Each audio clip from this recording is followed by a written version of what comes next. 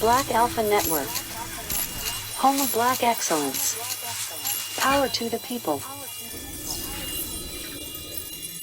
centuries ago, when the United States was a new nation, conceived in liberty, dedicated to life, liberty, and the pursuit of happiness, the conditions prevail in the nation. Liberty is nothing more than a prison of poverty. And the only happiness we enjoy is laughing to keep from crying. These basic contradictions were further aggravated by acts which implicitly admitted that the majority was wrong, but unwilling to do right. Thus, when the United States Constitution was drafted, the Founding Fathers considered the slaves as equivalent to 3/5 of the man, and we're still a people without equal protection and due process of the law. Generation after generation of the majority group have been born, they have worked, and they have seen the fruits of their labor in the life, liberty, and happiness of their children and grandchildren. Generation after generation of black people in America have been born, they have worked, and they have seen the fruits of their labors in the life, liberty, and happiness of the children and grandchildren of the oppressor. Our suffering has been too long, our sacrifices have been too great, and our human dignity is too strong for us to be prudent any longer. Black Panther Party calls for freedom and power to determine our destiny. Black Panther Party calls for full employment for all our people. Black Panther Party calls for an end to the capitalistic exploitation of our community. Black Panther Party calls for an educational system that will tell us the true facts about this decadent society. It is a fact that we will get change. We will transform the society. It is up to the oppressor to decide whether this will be a peaceful thing, or we will use whatever means that is effective, regardless of the consequence, because it is our conclusion and our principle that a slave who dies a natural death will not balance 2 dead flies on the scales of eternity.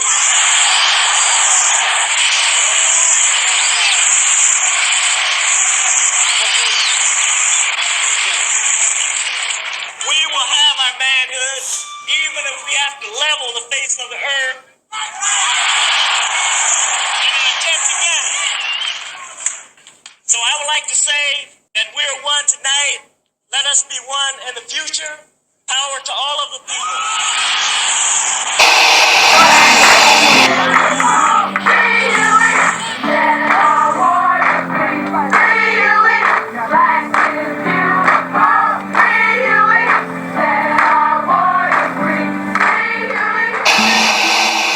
On one when it's go time, show out when it's show time. Yes, sir. Peace and power, family. Peace, power, and deliver. Appreciate the tap in. Thanks for pulling up to the Black Alpha Network, home of certified black society. Certified. Salute to the family. Another block party, y'all.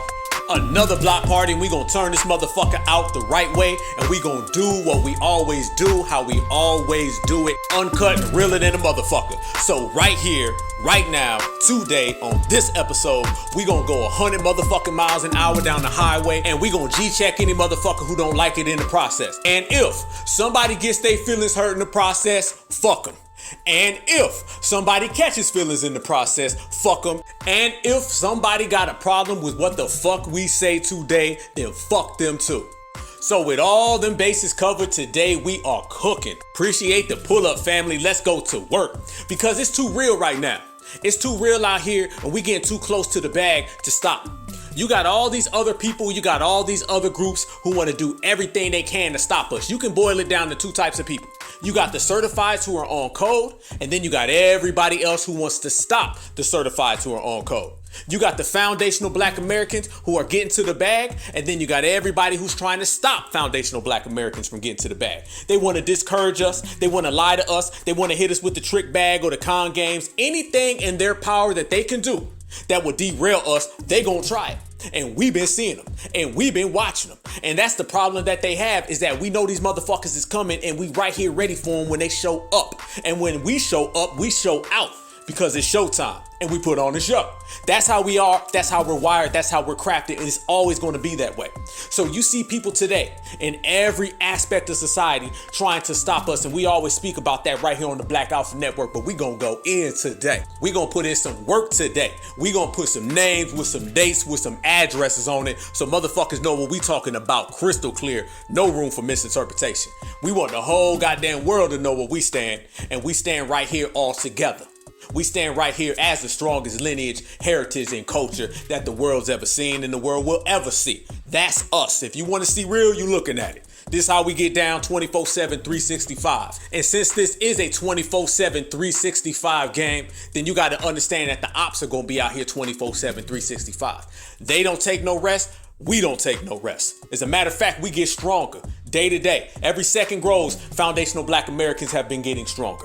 Everything they throw at us, foundational Black Americans reject that shit. It's all about focus. It's all about determination. And we're as focused and determined as we've ever been.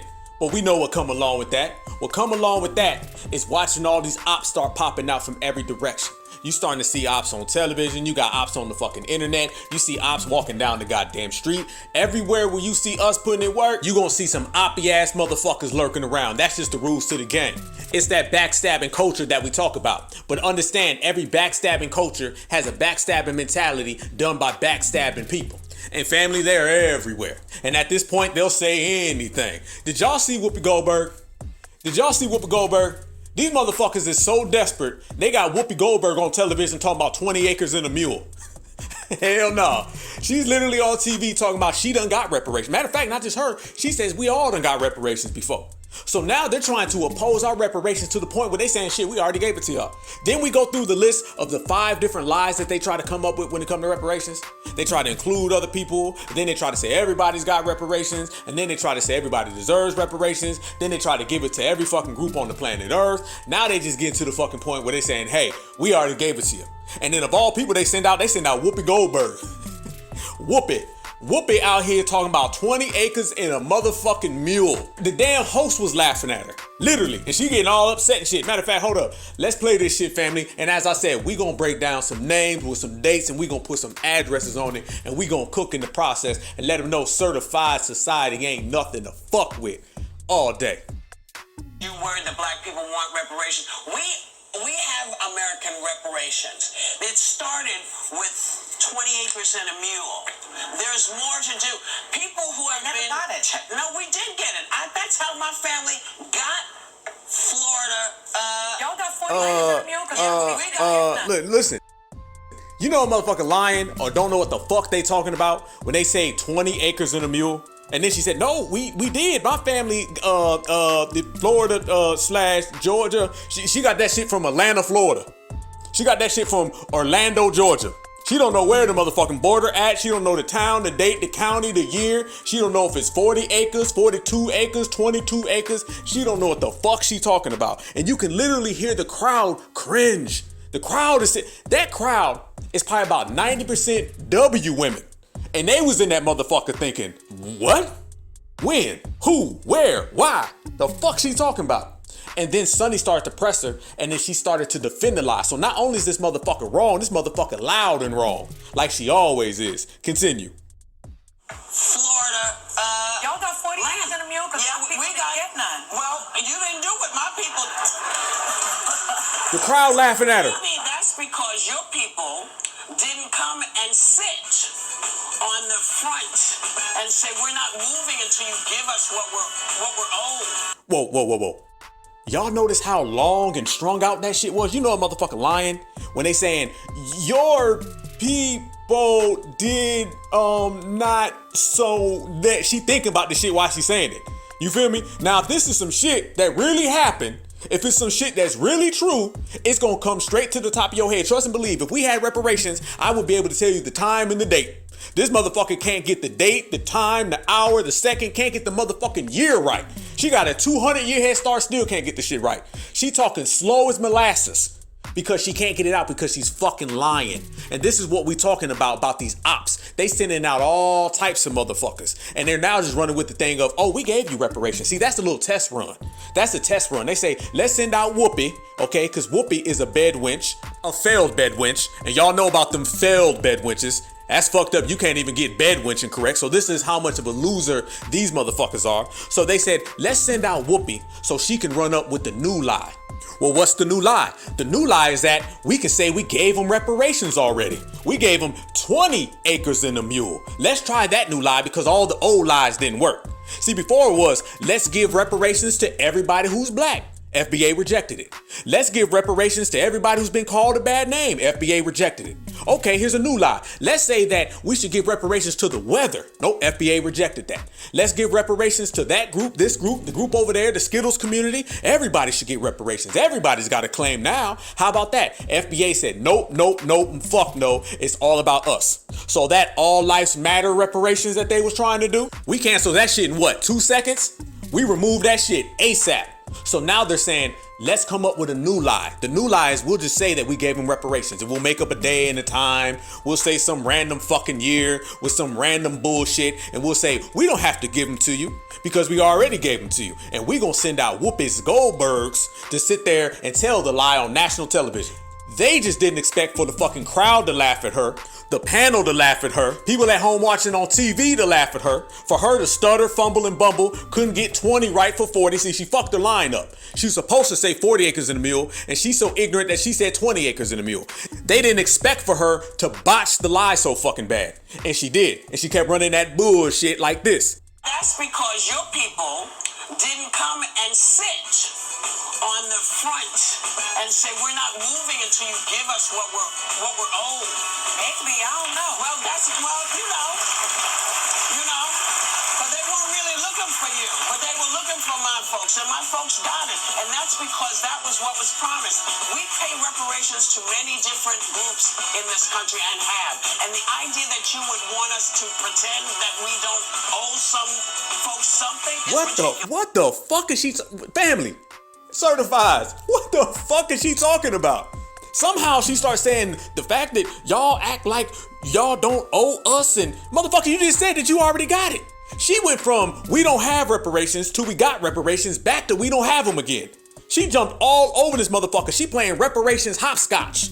All right, she playing fucking reparations jump rope. What the fuck is she talking about? And then she starts saying that's because yo people, I'm sorry, she said it slow as fuck because she couldn't get it right. She was like, that's because yo people did not sit on that bus and say that we would not move unless you gave us some collard greens and some fish fry. That's basically what the fuck she said. So she's citing the civil rights era. This motherfucker is citing the civil rights era talking about reparations. Sat on the bus and said we will not move. Who the fuck did that during the Civil War? Who the fuck did that during slavery? Who the fuck did that in the cotton field? Motherfucker, you 200 years late. She's literally talking about the civil rights era. She's reciting Rosa Parks and Martin Luther King talking about reparations. Reparations did not go to the civil rights era. Reparations was not given to Rosa Parks. Reparations was about chattel slavery. These are the fools that they got on television talking about reparations.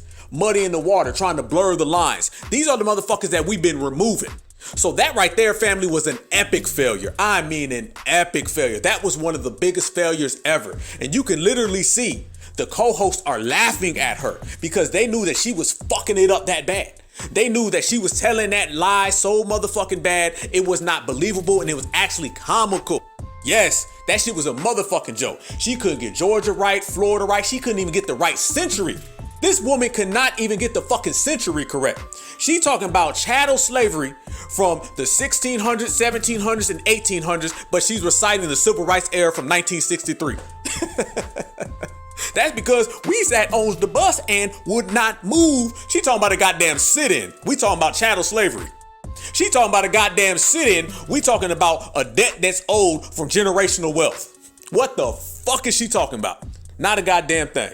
And that's why everybody was laughing at her. But that's what they do, family. They go pick out any old op. They run their asses out on TV. It's kind of like anytime there's a protest and they'll send out an athlete or somebody, like when LeBron James said, we's our worst enemies. They'll send them out to say some stupid shit so they can dilute the energy, all right? They can shift the energy somewhere else. They do this now with our reparations claim. They just didn't expect her to get her shit rejected, and they didn't expect LeBron to get his shit rejected. Because as soon as he said that little bullshit, we our own worst enemy, black folks ran his ass clean out the fucking paint. Same thing with Whoopi Goldberg. Now, I see a lot of people saying, well, Whoopi should get suspended. Let me tell you something. Whoopi might get suspended, but it's only going to be because she fucked it up that bad. It ain't going to be because she didn't do what they wanted her to do. It's going to be because she tried to do what they told her to do, and she was just terrible at it. She's not gonna get suspended because she insulted the black community. That ain't how it works. Because these motherfuckers send her out to say that dumb shit. But they may suspend her ass because she fucked up that lie. And they was like, damn, this is a test run. We really out here trying to test run this shit, and you fucked it up that bad. Now they on to us. So don't be surprised if they try to skip over that lie. You feel me? It started off last week when they were saying, yo, we gonna run this whole, we already gave them reparations. We gonna try to convince black folks that they don't need reparations no more because it was already handed to them. So they called up Whoopi. Y'all know that number. Y'all know that phone. That 1-900-COONs. And Whoopi answered that phone talking about sit-ins, fish fry, and Fort Lauderdale, Georgia. She was talking about Augusta, Florida. She was talking about Charleston, South Jamaica. She didn't know where the fuck she was. She was talking about 1990-78.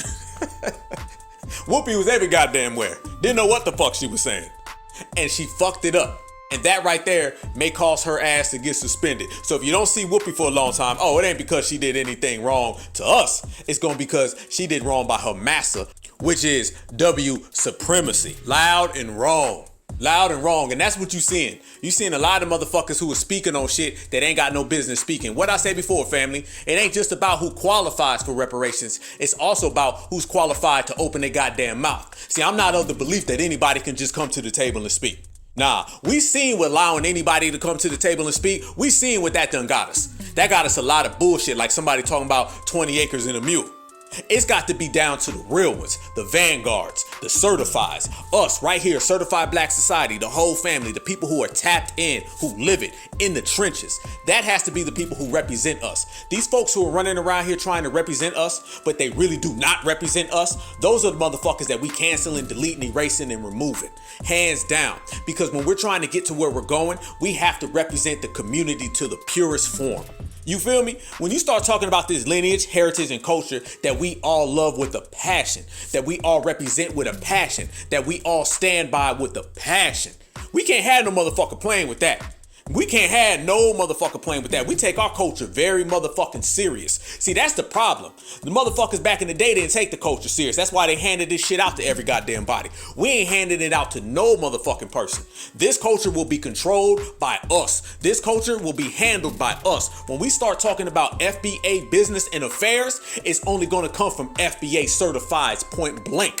Anybody who thinks that they're going to run around and represent us and talk that bullshit is going to get their bullshit kicked to the motherfucking side. Straight to the side. And that's where they gotta be, y'all. That's where they gotta be. Can't nobody stand next to us. They can't come with us. They can't come along. They can't tag along. They need to get their ass pushed way the fuck to the other side of the street. And that's how we've been treating everybody. Everybody has to go to the other side of the street. I don't give a fuck who you are.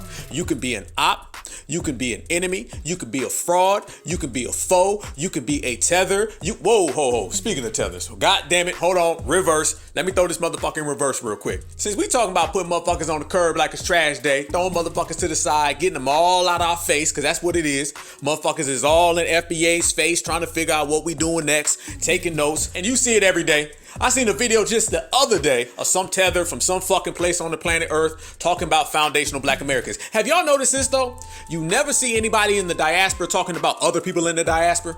It's literally like all eyes on me. Salute to Tupac Shakur. It's all eyes on FBA. I'm telling you, you don't never see Jamaicans talking about Haitians. You don't never see Haitians talking about people from Ghana. You don't hear people from Ghana talking about the Senegal. You don't hear people from Senegal talking about Panama. Panama talking about Puerto Rico. You don't never hear none of that shit. It's all of them together, everybody I just named, talking about us. So you know we are the center of attention, and you're only the center of attention if you are the champions, and we are the undisputed champions. So I seen some tether come out, and this is probably 9,227. I don't know, whatever fucking video it is. There'll be 332 new videos as we speak today. By the time this episode ends, you'll see another 4,000 videos, and every last one of those 4,000 will be talking about foundational Black Americans, because we are the only thing to talk about. Life in the big city, baby. Life in the big city. And when you're at the boss's table and you're in the winner's circle, all this shit does is confirm to us. All it does is further let the world know that we are the #1 lineage, heritage, and culture on the earth. So some guy comes out, as well as others, and he's talking about, I'm tired of you FBAs and I'm going to talk to you. And I can't stand like the Black British accent trying to get tough with us. I'm gonna say it, family. I know motherfuckers don't want to hear it. People try to play nice. I ain't here to play nice. Fuck that. I'm here to be real. I cannot stand when a motherfucker come talking, you Black Americans, you're like not the same as us, man. We're like this black bro. Like, shut the fuck up. Bro. You feel me? They can't even say bro right. You feel me? And mind you, everything they say is some knockoff version of us. These motherfuckers got the UK Walmart version of foundational Black American slang. The Buckingham Palace version of foundational Black American slang. I'm sorry, you just don't move foundational Black Americans saying some shit like, I will slap the tea and crumpets out of you. You gonna slap the tea and crumpets out of what? We don't even understand that shit. They don't like it, fam, because they talk on us, but yet we laugh at them while they doing that shit. That's what just irritates these motherfuckers. It makes them furious. They be over there talking about something. I will take my tea and throw it in your black face. We be like, you ain't gonna do a motherfucking thing. We say, wish a motherfucker would. They say, I wish a gentleman would. We say, back the fuck up. They say, please move backwards. They ain't scaring shit. They ain't scaring shit, man. You got black folks in America who are in elementary school who ain't getting moved by that shit. We not afraid of polite gangster shit, all right? If your gangster shit sound like it come with a ribbon on it and some fucking sprinkles, all right, that ain't really moving nobody. FBA is not scared of none of that shit.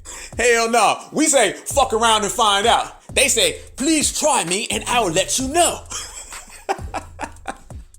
Goddamn, hold up. Ah, shit. Goddamn. Hey, but hold on. Let me play this clip, family, because I can go on for days and shit, and I'll fuck around and forget to play this. Hold on. Let me play it. We be over this motherfucker saying, I ain't the motherfucker one. They say, I'm not the numerical #1. Don't try me. You are straight out of Compton. I am straight out of Manchester. Projects on the north side. All right, that's enough. Hey, listen to this tether right here talking about FBA. This one's gonna get rough. Okay, I am here to rebuke the black people who live in 2023, in the 21st century. Uh-oh, y'all. Hey, he said it's gonna get rough. It's gonna get rough, y'all. Get scared. The tea and crumpets is flying every goddamn where. Manchester on the north side, the numerical #1. He think he G-checking somebody. Hey, and then he take his hat off, and I knew this motherfucker was a tether. Soon as he took that motherfucking hat off and I seen that goddamn Fleedman forehead start to fucking creep up, I was like, oh shit, here we go. I didn't know who the motherfucker was, because we don't know who these motherfuckers is, man. They just another clown talking about FBA. If we sat here and we calculated every motherfucker talking about FBA, that'd be a full-time job. We'd be here until this time next year. We ain't got time for that. Only thing we do is identify these motherfuckers from their Fleedman forehead and they tether hairline, and then we keep it moving. So anyway, this motherfucker already start talking tough. I'm going to tell all the black people in 2023, in the 21st century. He thinks he's talking tough, right? Nah, no shit, homeboy. Nah, you gonna check motherfuckers in 3023, in the 25th century. Shut the hell up. Anyway, listen. And talk about slavery constantly, as if it happened to you. As if you were on some slave ship somewhere. As if you were on some plantation somewhere. You who has never lived 40 years. You who doesn't even remember what life before the internet looked like. You who lives in the softest, most comfortable age in the history of the human race. You who lives in rich countries with rights and opportunities that most human beings on this earth cannot even fathom. Hey, that kills me when they get mad and they're like, and you. Hey, that's like them talking tough, right? They be like, and you, and today, and right now. Like when they hit that little shit right there, they think that shit's moving mountains. And ain't. And you spend your life crying daily about slavery as something that had nothing to do with you. With you. Some of you even want free money, right? Somebody should come and give you free money enslaved in Cuba 400 years ago. Shut up and sit down. I hear this crap all the time. And listen, if any one of you wants to come and deal with me on this one, bring it. I want all the smoke with you. Hey, hold up. He just did it. Didn't I just say that shit? All they knockoff versions of our slang. I'll give you all of this smoke. All of the Newport cigarette smoke. Ain't nobody afraid of your polite motherfucking accent. You ain't scaring shit. Point blank, period. Quit trying to use motherfucking slang. I don't want to hear you say wish a motherfucker would. I don't want to hear you say fuck around and find out. I don't want to hear you say all the smoke. You ain't busting a grape in a fruit fight. You softer than carnival cotton candy. You faker than Lee press on nails. Sit your tether, hairline, Fleetman, forehead ass down, partner, and go run that shit on somebody else. Checkmate. Who you want, right? You, yeah, slave, bring it. Shut up and sit down. Shit, hey, this motherfucker did exactly what we said he was gonna do. Because if you seen one tether, you done seen them all. And how we know it was gonna get back to the money, family. You see how he gave that whole roundabout talk about slavery in the plantation? And then he brought it back to what? Some of you said you want free money. You knew goddamn well somewhere in that foundational Black Americans' pockets were gonna come up. Because don't we always say this is all about FBA money? Ain't it all about the FBA dollar bill? See, when you put money in the hands of the exceptional foundational Black American lineage, you get shit like that and everything else that we've been seeing for eons. Nobody, and I mean nobody, wants to see foundational Black Americans with money. What I say, they hate you because you FBA, and they really hate you if you FBA with money. And we've been seeing that shit play out. And this is what they do. This is the whole game plan, family. The blueprint. This is their whole playbook. They'll start off talking all this other shit. And I guarantee you, before the end of their bullshit tether ass statement, you gonna hear something about our money, because our money was what they really were speaking of in the first place. If it wasn't for foundational Black American reparations claim, you wouldn't see half of this shit. See, they used to talk down on us, but they used to do that shit in private. They do that shit with whispers in back rooms behind closed doors when nobody was present. But now they talk about us in the open. They making TikTok videos every week. I mean, how many anti-FBA TikTok videos are there, y'all? There's one every motherfucking week with somebody talking about our money, because they do not want money to get in our hands, because they already see how dominant we have been with motherfuckers trying to keep us from the money. And FBA sitting on dollar bills is the biggest nightmare to the planet Earth. And that is something that the last 5 years has shown. You go back 10 years ago, you ain't see all this. Go back 15, you ain't see all this.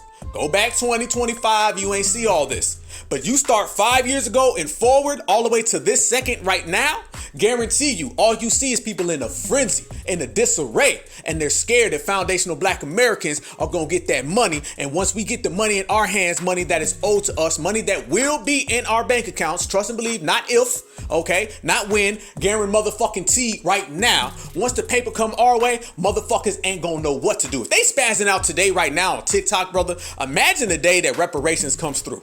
I want y'all to think about that. Close your eyes and think about it. When foundational Black Americans get our reparations, imagine how the whole world gonna respond. The day it happens, right? I'm talking about soon as the motherfucking cash comes chinging down. Soon as your bank account clicks and you see all that money in your motherfucking fold, imagine how they gonna act. They acting like this right now before we got the goddamn money. Imagine how they gonna act after we get the money. Nothing but disarray. Nothing but disarray. And that's good.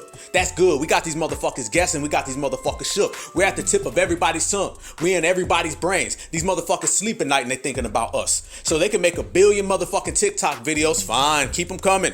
Keep them coming. The more these motherfuckers is talking about FBA, all that is certification that we get into the motherfucking bag. And we gonna keep on getting to the motherfucking bag. And mind you, before we even get to our reparations claim, that's just the cherry on top.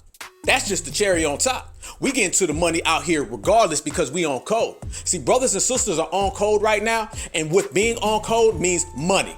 Let me say this right now. There's this notion that foundational Black Americans ain't getting to the bag, but reparations is going to save us. No, reparations is going to add to us. Brothers and sisters are teaming up, adding up, and putting paper in the hands of each other. We're out here starting institutions and businesses where we're providing opportunities for other FBA. Right now, just by being on code, we putting that FBA only sign in the front yard and saying, no, we ain't working with no fucking body. Y'all don't work with us. First thing y'all do is y'all hire your own, so we're hiring our own.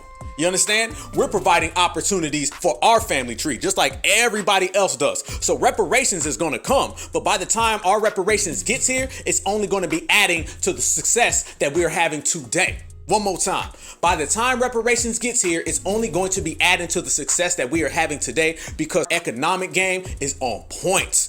Let me say that one more time as well. Our economic game is on point. So all that shit about financial literacy and we need to learn about money, man, brothers and sisters got it in the bag. You know why? Because we teaching each other. We ain't got to go to nobody from the dominant society to give us some fucking courses on money to where they can just run us down the fucking street and in circles. Nah, we are learning by teaching each other right now. Our brother TBA has something called The Business, where he breaks down business. And then we got our parents, we got our cousins, we got our aunts, we got our uncles, we got our family, our wives, our husbands, and we all sit down and put our minds together and get it. FBA is gonna be good when it comes to the motherfucking money. So by the time reparations comes touching down, all that is going to do is further strengthen us. So understand, family, they don't want us getting money right now, which we are, and they don't want us getting money with reparations, which we're gonna.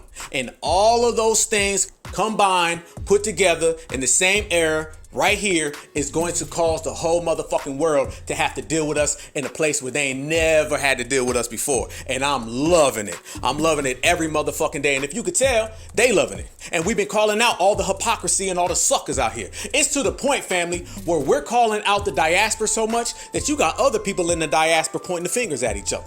Yep, we're influencing the world, y'all. We're influencing the world. This is what you call certified excellence. And all we do is permeate certified excellence so the whole goddamn world has to see it. Front row seat. And we giving these motherfuckers a front row seat.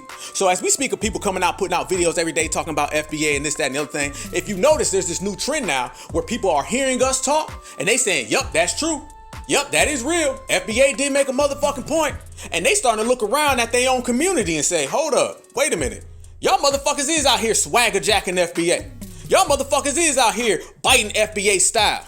Y'all motherfuckers is putting on that FBA mask, y'all cosplaying, but y'all ain't really certified like FBA is. That's what the fuck we seeing. So I'm gonna put it all on the line right now and show the world that when it comes to foundational Black Americans, everybody's watching, everybody wants to be like us, and now their own people are calling each other out when it comes to running with our shit.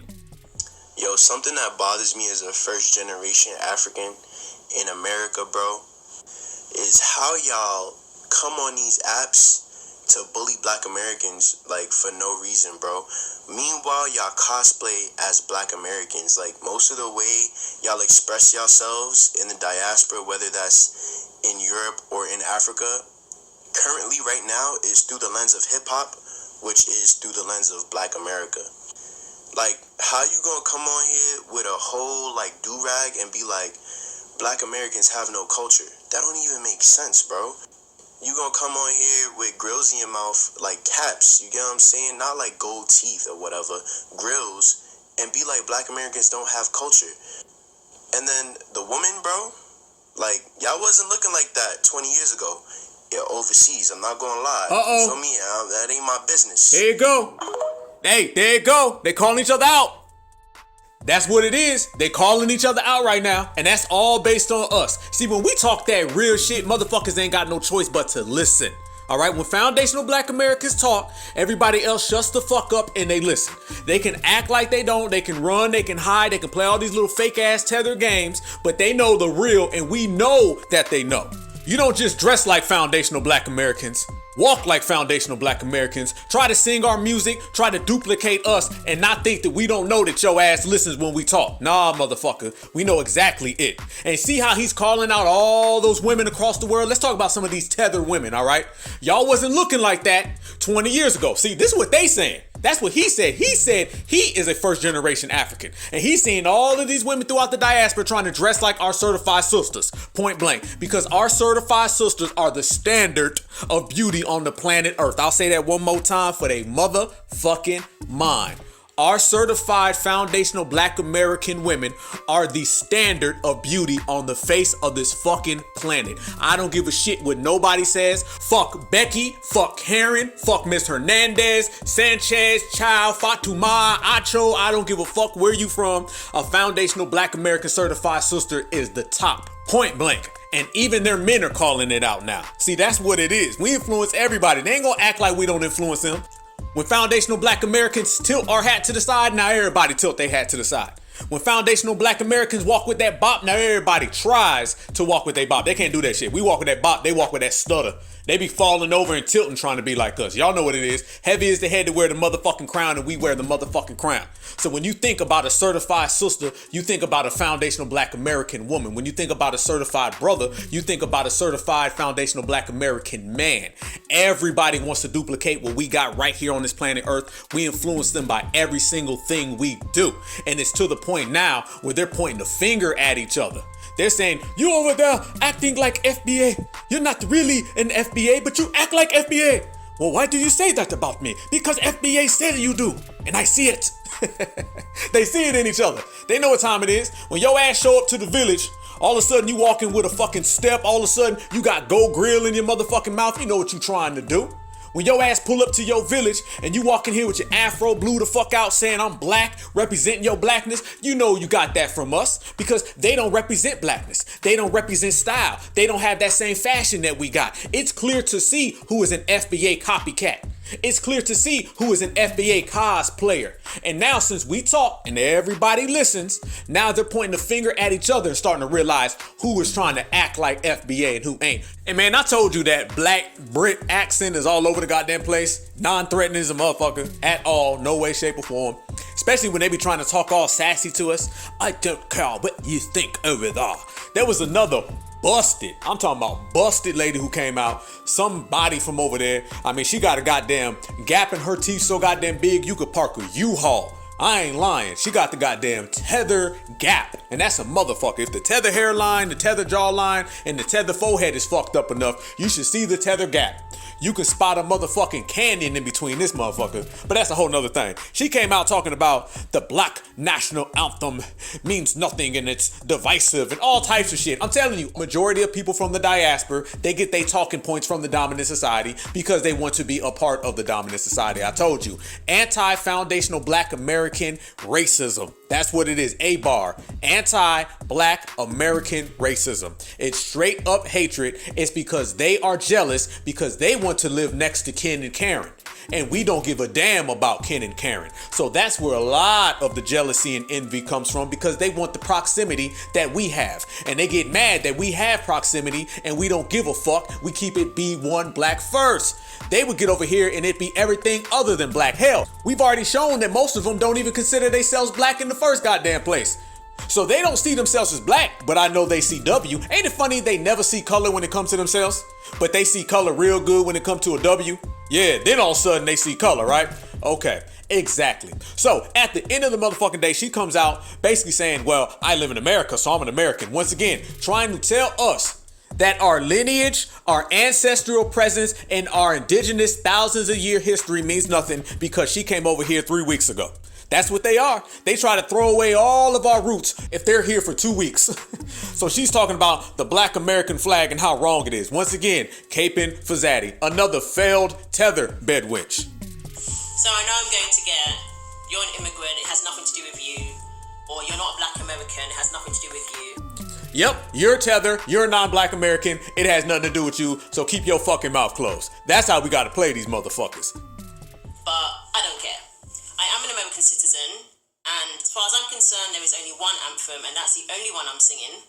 We look absolutely insane as a country to have now what is 2 competing anthems. Absolutely insane. It's embarrassing. Beautiful song, don't get me wrong, but there's only one anthem, and for our national events, only one anthem should be sung, like every other country. And no, I don't believe it inspires unity. Segregation is over. And what about people of other races in this country? There isn't one. So let's not single out certain groups.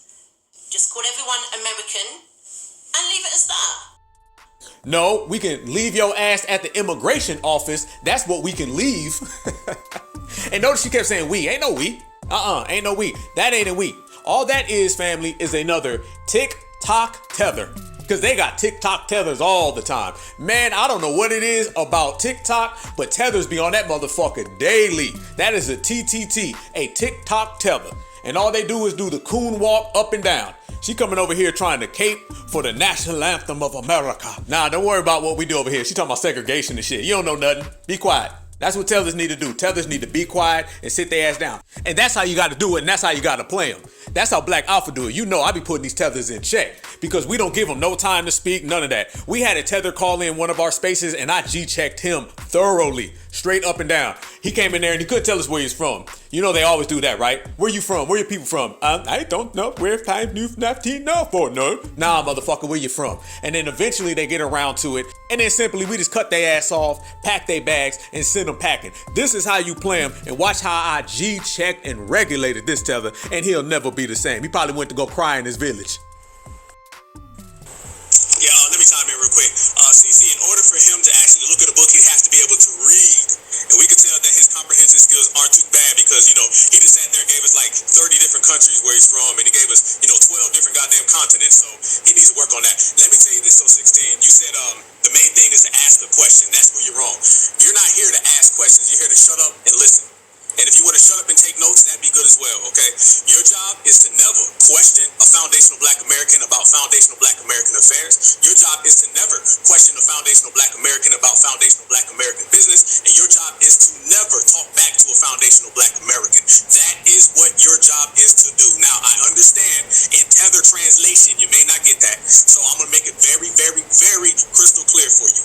Go back to wherever you're from and go work on the education over there, because when I look at the continent that your people are from, I see people still in shackles, I see people still enslaved and in chains. That's what's going on in Africa.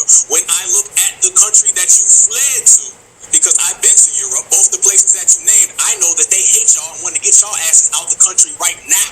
Matter of fact, they want to get y'all out the country 10 fucking days ago. So you need to worry about your own business, and if you ever want to concern yourself with foundational Black Americans, put the rabbit stew down and go pick up a book. And if you cannot pick up a book and read, go ahead and get you the subtitle version or go get you the audio book. I'm gonna send it to Avius, Zilla, John Horse, whoever want to take it. Yes, I agree with your statement, to be honest, because I know you agree with me because I'm right. And we always right. Foundational Black Americans can't get nothing wrong. We undefeated. So yes, I wasn't talking to you. I was sending it to my foundational Black American brothers and sisters. As I told you, I just gave you the directions, Tether. Your job is to shut up and listen. Do not ask questions and speak. That ain't how it go down over here. This is the new era of the foundational Black American. This is not the African American. Go get in your time machine and go deal with them. The foundational Black Americans, you be quiet, we're talking. And if you want to speak, raise your hand, and I still won't select you. Avius, it's on you. I think that's your name, brother. Go ahead, fam. That's how you roast a tether, Black Alpha style. Easy work. But y'all know how it go. They got them tether gaps and tether hairlines and fleeman foreheads, all the above. Oh, and that other tether that was saying you and you, the one that was trying to fake get mad, you know what I'm saying? The Buster tether. Pictures done came out with him. He got the Queen of England shirt on. So you know they in a sunken place, never to be found. While foundational Black Americans, we up here on the top and we ain't looking down on nobody because we only focus on the money. Yes, indeed, y'all. Proceed. And more evidence that we got these motherfuckers at each other's necks, feuding and fighting and bickering, all based upon foundational Black American reparations and who's trying to stop it, who's trying to steal it. We got these folks having all types of diaspora on diaspora crime, to the point where you got some folks from East Africa who are coming after folks from West Africa saying y'all had the transatlantic slave trade, nothing to do with us.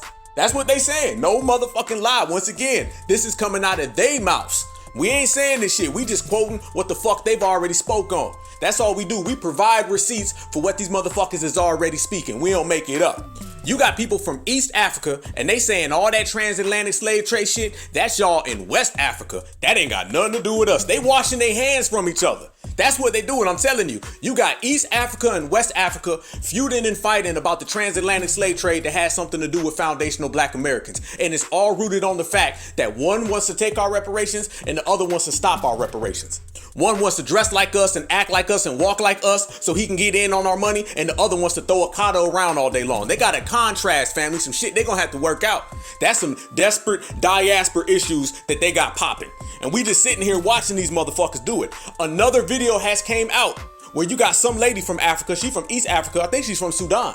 And she's saying, that ain't got nothing to do with us out here in Sudan. The transatlantic slave trade, that's y'all. That ain't got nothing to do with us. You know what that really is, family? Fuck all that shit she talking. What it really is she's someone who wants to say, fuck the Akatas. That's what she want to say. She want to say, y'all not black, we not black, stay away from us. And she's really talking to the people who are saying, we all black, come home, brother. Mind you, 9 times out of 10, when you hear them having an inter-diaspora conflict, it's not based upon anything other than one wants to pretend to be our friend to get our money, and the other hates us and does not want to play friendly. It's the Republican and the Democrat. It's the overt and the covert tether. That's what we gonna start calling it, family. You got the overt and the covert tether. It's the same way you got the overt and the covert supremacists. The Republican comes out and he's just, fuck reparations. We don't want no reparations from none of you. And then the Democrat comes out and says, you ain't black.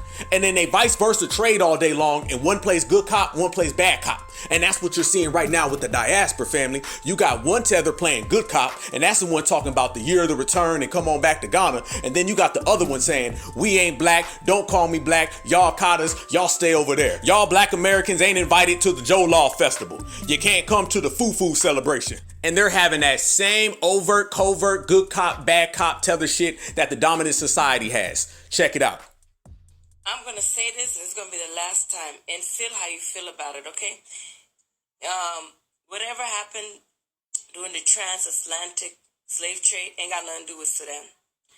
Ain't got nothing to do with the East. It don't have nothing to do with Kush. It don't have nothing to do with Kushite. It don't have nothing to do with the Nilotic people, especially the Nilotic people. It don't have nothing to do with Sudan. It's not the whole Africa. That's why that's not our history. A lot of people are just trying to force the whole Africa to know about this slavery to prove that it went down. That happened in West Africa. It ain't got nothing to do with Sudanese history. It ain't got nothing to do with us here in the East, okay? That's why an African American in the United States can take a DNA test, okay? Ancestry test. It will link to West Africa, okay? Cameroon, Togo, Nigeria, Benin, all that stuff. It's gonna link there. It's not gonna be similar with somebody from Sudan. Damn. Hey, she's serious about separating her motherfucking self. Oh, she's tired of all the goddamn covert tethers. She want to play Akata all day. She started naming out DNA and shit. She said, your DNA is not going to match us here. Your DNA is all from West Africa. That's why black Americans are more with y'all's. That's y'all issue. Don't that sound just like when a Republican comes out and they say shit like, the Democrats are the ones out there giving the blacks welfare. The Democrats are the ones out there giving the black CBT cards. Don't that sound like that? All the racial issues go back to the Democrats party. It's all that you did it. No, you did it. No, you did it. No, you did it. That's what they're doing. They like to dump all their issues on the other person to remove themselves. And it's all based upon who wants to be friendly, diddly, winly, so they can steal, and who wants to be angry and aggressive because they want to stop and prevent. She right there, I can listen, family. I'm gonna tell you right now, you gotta have that third eye. You gotta be an intelligent person. I can read right through it. I can hear Tether talking in 2 seconds. I can tell whether that's someone trying to steal our reparations or stop our reparations. Whether that's somebody playing overt or covert, whether that's somebody saying, come home, brother, or stay away, Akata. Because that's really what it do. Family, we got to break it down like this. You're going to have 2 different tethers. You're going to have the come home, brother, and you're going to have the stay away, Akata. You feel me? And that's all based on one wanting your money and the other knowing he cannot get your money, so he's mad at you. That's what it is. That's the Republican and the Democrat. That's the Republican who goes around and says, we're not going to do nothing for y'all. And then that's the Democrat who comes around and says, no, we'll do everything for y'all. Just vote for us. That's basically what it's saying. When they say shit like come home, brother, that's no different than Joe Biden going around and saying, vote for me and I got your back, black people. Just sign up right now and vote blue no matter who. Yeah, that's exactly what it is. Come home, brother is the Tether version of vote blue no matter who. Stay away, Akata is stay away, Nigger. And y'all know exactly what the fuck I'm talking about. So you're going to have both of those. And they argue all day long about which version of anti-foundational black American hatred is going to prevail, the same way that the Republican and the Democrat argue all day long about what version of anti-foundational black American hatred is going to prevail. You see this in every single fucking community, all right? You're going to have the ones with the bite and the smile and the ones with the bite and the growl, and they always fight over which version of anti-us is going to reign supreme. And that's exactly what we see today with the tethers. You You got the ones who want our reparations versus the ones who want to stop our reparations. And these motherfuckers is like a bull in a china shop. They going at it all day long. And if you listen to this lady right here, who by the way is trying to talk like a foundational Black American sister, like we was talking about earlier, like old boy was saying, she can sit there all day long and try to hate on us. But if you look at her and the way she's talking and snapping the neck, she's straight up trying to mimic us. So no matter what they do, even when they hate us, they still want to be like us. But she go extra. This is what I'm saying. When you see the Republicans and Democrats going at each other, this is the same thing the Tethers is doing, family. She getting to the point where she's starting to name DNA. She's saying y'all DNA ain't even gonna be traced to us. It ain't got nothing to do with us. It's all over here. But what she's failing to realize is that every single thing across that continent is anti-foundational Black American. That's the thing. She could talk about the transatlantic slave trade all you want, but wherever the transatlantic slave trade did not go, anti-foundational Black American hatred went. So you can find anti-foundational Black American hatred in East Africa, West Africa, North Africa, South Africa, and Central Africa. She can talk all that, oh, that has nothing to do with us in East Africa. She can say that all she wants to, but I guarantee the one thing that West Africa and East Africa got in common is that they both anti-foundational Black Americans. But at the end of the motherfucking day, we're so strong and we're so powerful and we influence everybody so much that we got these motherfuckers arguing in their own villages. They out there having village beefs about how they're going to try to hate us. You know, it's a motherfucking thing when these motherfuckers got to fight for the right on who's going to hate us the most. What version of hatred is they going to do? But either one of them keep falling on their motherfucking face flat because foundational Black Americans ain't stopping. And when I look at it, the diaspora on diaspora crime is all about foundational Black Americans getting our motherfucking grind on. Furthermore, there's no character that's gonna... There's no similarities. No, there's not. Okay? So just like a person from Sudan's DNA and a person from Nigeria DNA, very distinct. Okay? A person from Sudan, a person from Benin, very distinct. Okay? That's West, that's over there. Our DNA is very complex. Okay? When it comes to Sudan DNA. Okay? Look at that. She trying to separate the whole motherfucking continent so she can practice her anti-foundational Black American. You see that? Notice how you ain't never seen them come out and talk that shit until she mentions us. Notice that we're always involved one way or another. We're always in the middle of these conversations. She's sitting there getting scientific, talking about the DNA and the structure and the genetics in East Africa and West Africa and the transatlantic slave trade. She's saying all of these things and still involving foundational Black Americans. So this further lets you know and confirms to you that this shit all revolves around our reparations. When I say our reparations claim is at the center of the motherfucking planet, I mean that our reparations claim is at the center of the motherfucking planet. Every single news cycle, every single study, every single conversation, dialogue, and when people engage back and forth, I don't give a fuck where they're from. I don't give a fuck what hemisphere they live in. Everybody is talking about our reparations day to motherfucking day. And she did it to the point where she's saying, I will use DNA so I can separate from the people that want to be nice to y'all. That's how much I don't fuck with y'all. But guess what? We don't fuck with you neither. And neither one of y'all motherfuckers is getting our money.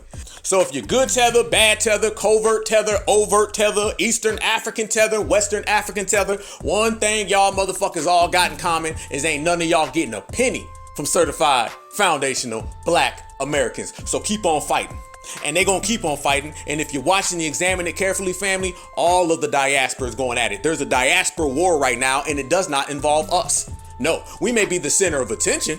It may revolve around our money, but we do not involve ourselves. Everybody right now is going at it. When a Pan-African is calling out tethers, you know shit done got real. And we done already laid that out. When an East African is separating themselves genetically from a West African and putting us in the middle of the conversation, you know shit done got real.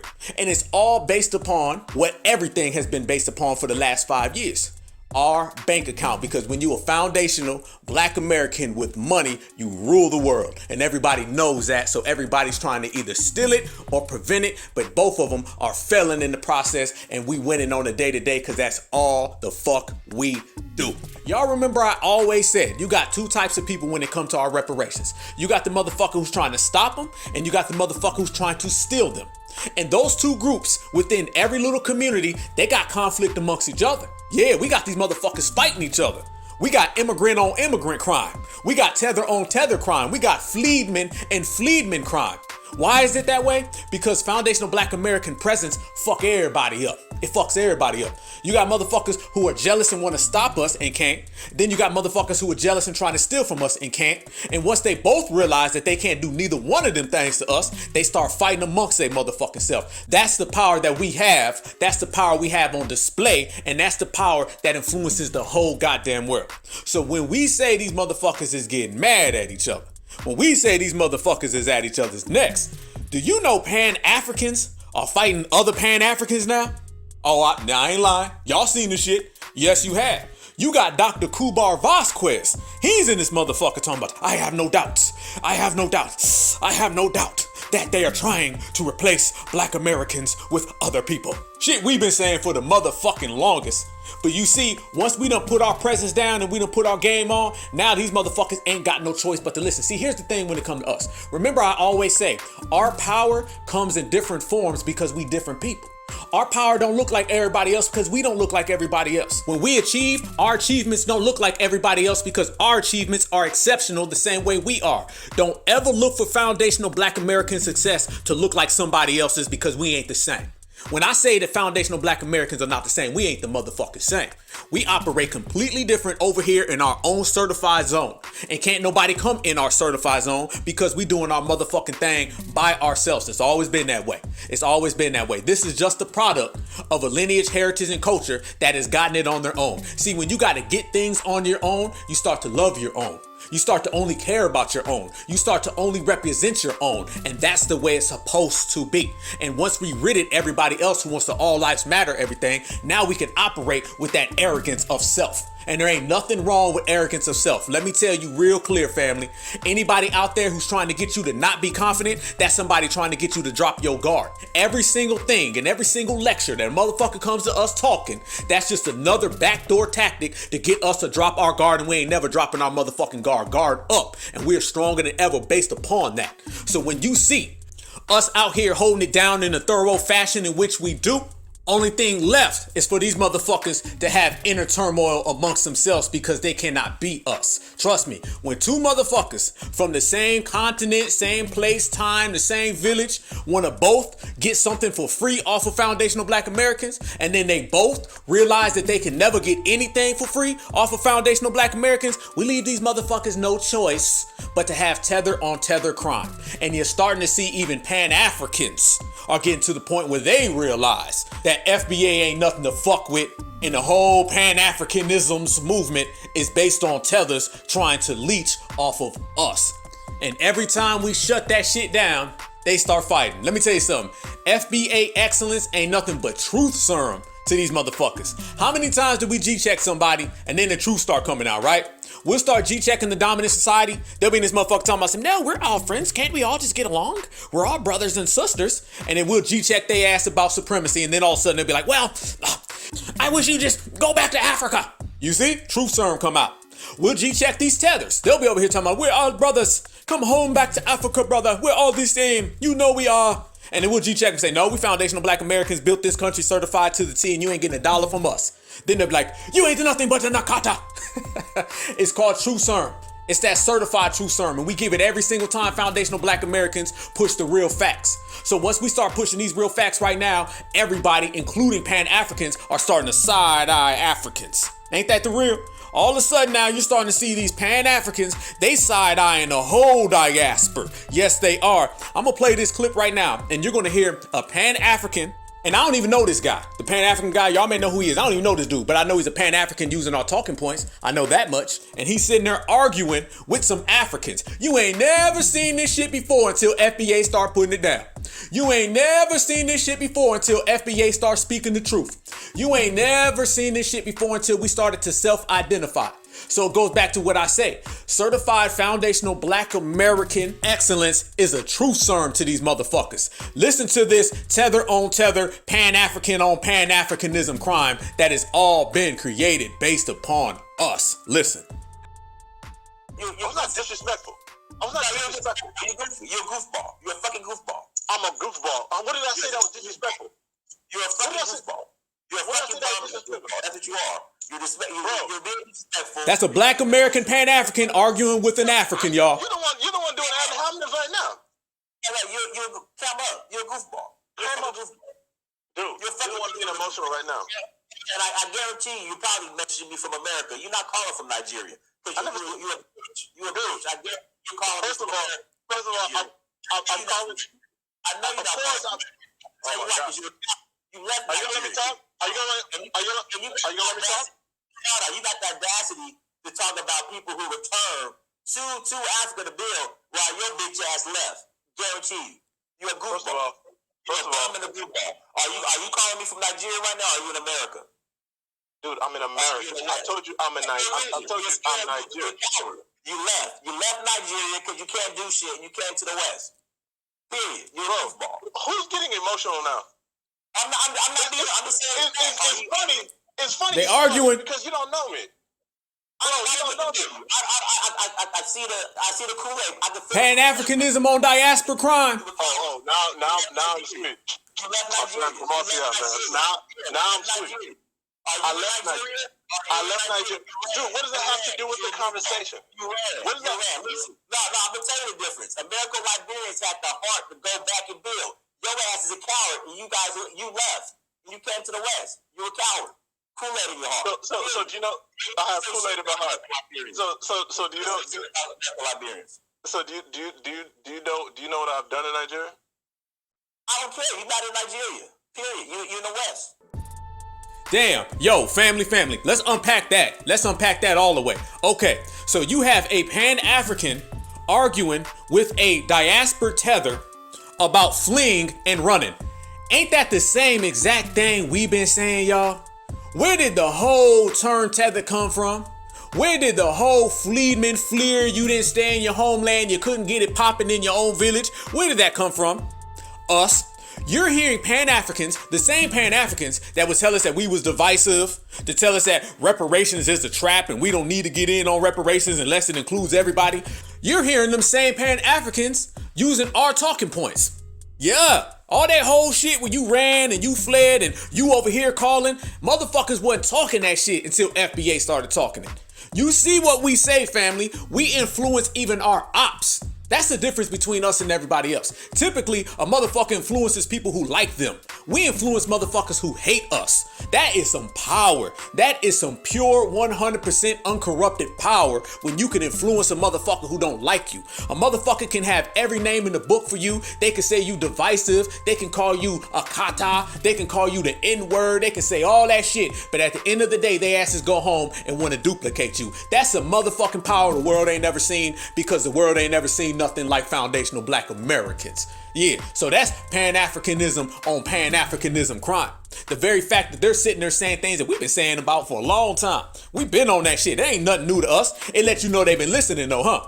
Don't it? It lets you know that these motherfuckers been hearing every single thing we say. See, when we said these motherfuckers fled, they didn't want to hear it. When we said these motherfuckers ran, they didn't want to hear it. When we said these motherfuckers are not indigenous to this country and we are, and we built this country from scratch with our own hands, motherfuckers didn't want to hear it. But now all of a sudden they saying it. So that lets you know that these motherfuckers want to be like us. Man, it's certified all the time. Not half the time, not some of the time, not part-time. They're certified all the time. And anything we say, whether motherfucker admits it when we say it, we know goddamn well they listening because they duplicate it. To the point where they're duplicating it against each other. So let me say this. You have a Pan-African using foundational black American talking points against another diaspora member or a diaspora friend or diaspora brother, whatever the fuck they got. They're using the same words that we say against each other. We all in they motherfucking home. We all in their household. We all in their brains. We all in their thoughts. We everywhere they turn around. Because we excellent, and that's what happens when you excellent. When you excellent, you say what the fuck you feel. You say what's on your mind, and motherfuckers get in line and they follow suit. And if you heard that right there, that's motherfuckers following suit. The same way the dominant society does. The same way every op does. Pan-Africans, the diaspora, every tether, fleeman, fleer that you can find on these streets. They all want to be like FBA because FBA is at the boss's table, point blank. And he was getting mad too, wasn't he? You a goofball. You're a goofball. You're not here. You fled. Same shit. Same shit we've been saying. Same shit. Why is it a motherfucking problem when we say it though? Why you get so upset and unhinged when we say the same exact thing that y'all saying apparently against each other now? and they was getting emotionally hyped up. So right there, family, that is a prime example. Let's go ahead and let's frame that and put that in that big ass jumbotron and let the whole world see an example of Pan-African on Pan-Africanism crime brought to you by Certified Black Society. But it don't stop there. Let's talk about the Prince of Pan-Africa, or whatever the fuck he calls himself. Let's talk about Dr. Kubar Vasquez. Let's talk about how he says the same exact thing about the dominant society trying to replace us with tethers. It's the same exact foundational Black American Certified Black Society talking points, only this time it's being said by a Pan-African, the same Pan-African who's on this anti-FBA reparations tour, the same Pan-African who says we're divisive, the same Pan-African who says we're a hate group, but it doesn't stop his ass from talking just like us. Listen. It is no doubt in my mind. I have no doubt whatsoever between these two ears that it is the agenda of the American white power structure to replace American-born Africans with African immigrants. I have no doubt in my mind that there is a replacement effort underway. I have no doubt in my mind that they would rather have a Haitian African than an American African. I have no doubt in my mind they would rather have a Jamaican African than an American African. I have no doubt in my mind they would rather have a Ghanaian African or a Senegalese African or a Nigerian African than an American African. I have no doubt. They are replacing us. You already see it in Hollywood. Yes, we are being replaced by the white power structure for immigrant Africans. For immigrant Africans. For immigrant Africans. Exactly, which is exactly what we've been saying, which is exactly what we've been exposing, and which is exactly why we've been calling their asses out. These folks ain't got no problem coming over here and cosplaying us because it's in their nature to try to get things for free.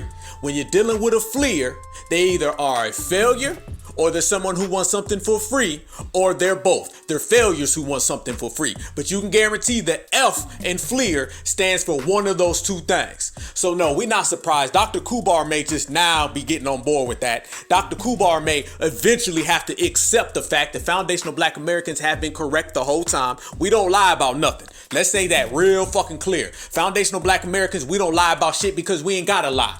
When you're exceptional and you put in work the same way we've been putting in work and you got everything the real motherfucking way, there ain't no reason to be fake. These motherfuckers are fake left and right. We gonna get to some of these fakers out here, okay? Some of these repa-fakers, all right? These repa-factionists, that's a whole nother thing, but we gonna touch on that. But right here today, we gonna speak about all these motherfuckers who ain't got no problem cosplaying us. Ain't got no problem coming over here and say that brother shit. They only say that brother shit so they can get in on us. That's it, that's all. They don't see us as brothers. They don't see themselves as black. Let's make this clear. When we say things, family, we got receipts and we got spoilers and we drop them. Yes, we do. That's the beauty of being the vanguards. We drop that real shit. No filters. They are the ones running around here and saying, we're not black. We are from our own ethnicity. We don't see ourselves as black. So when we come there, we don't know what black is. How can you have half of them say that they don't see themselves as black, they only identify with ethnicity, and then the other one says we all black, come home, brother? Or y'all know this one. Y'all done heard this shit before. Remember it don't matter what we feel. The police is gonna see us all as black. Nah, fuck that. Because I seen them other ones say, we not like y'all. Police drive right by us. They give us the pass. Yep, that's what they say. So now we not playing that shit. We take their own words and we whoop their ass with their own statements. And that's what they can't stand. That's what they can't stand. See, it's one thing when a motherfucker gotta beat you by lying, by making up shit. That's what they do to us. They make up shit. Y'all FBA said this. No, the fuck we didn't. Y'all FBA said that. No, the fuck we didn't. When?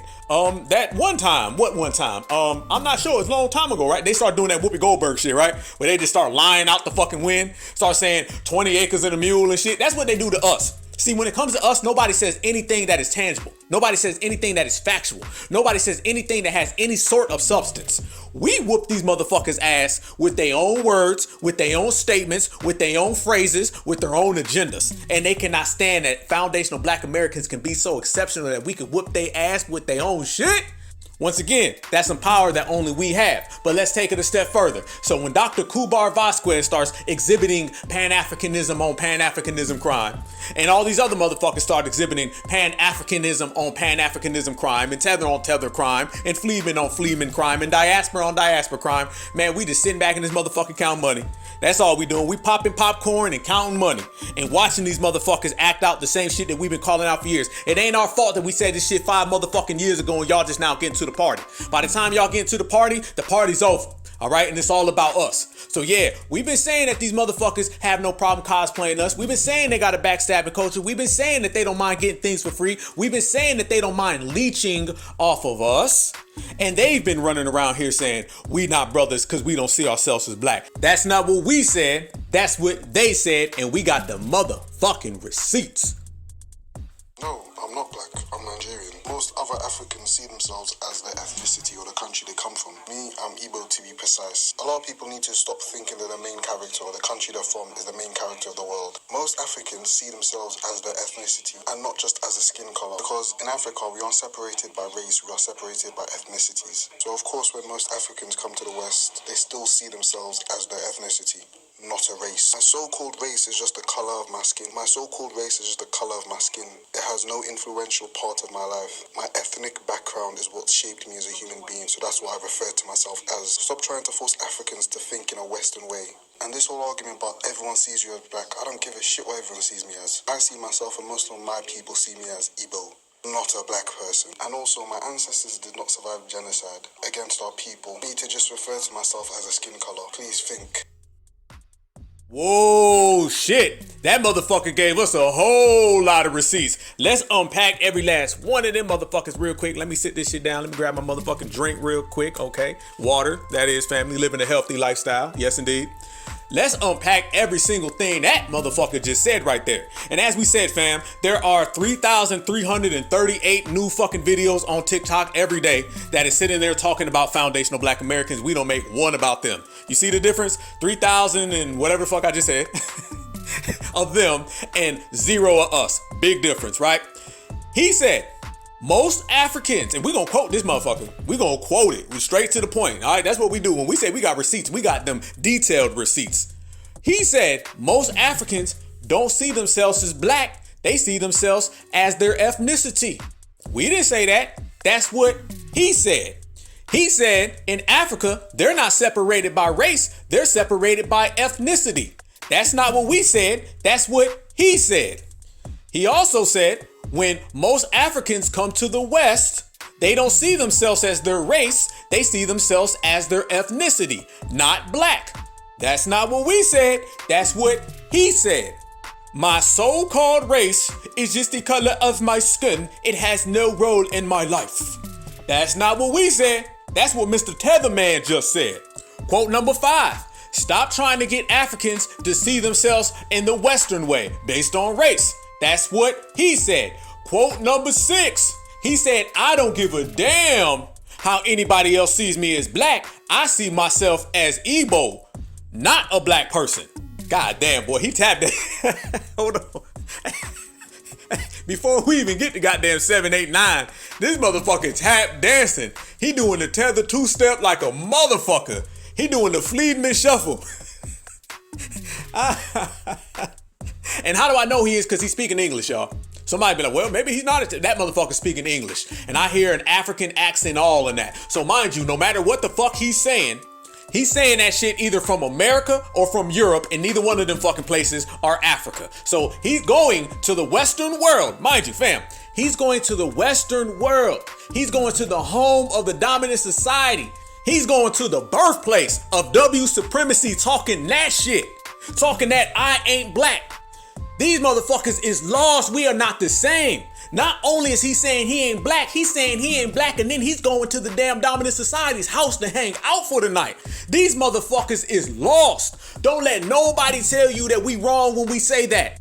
Hell no, they lost as a motherfucker. Can't get more lost. These motherfuckers is walking through the woods in the wilderness with a big ass T-bone steak tied around their neck. You got fucking lions, tigers, and bears every goddamn where. And they showing up talking about, what do you mean T-bone steak? I thought this for all of us. Mr. Bear, Mr. Grizzly, here, do you want some? And then you surprised when some shit happens to their motherfucking ass. We not. And then you surprised when they get their ass snatched up like that African dude in Michigan by that Karen. We not. You surprised when they get their whole fucking continent took over and they out there plowing the mines and giving all the money and the gold and the resources away to somebody. We not.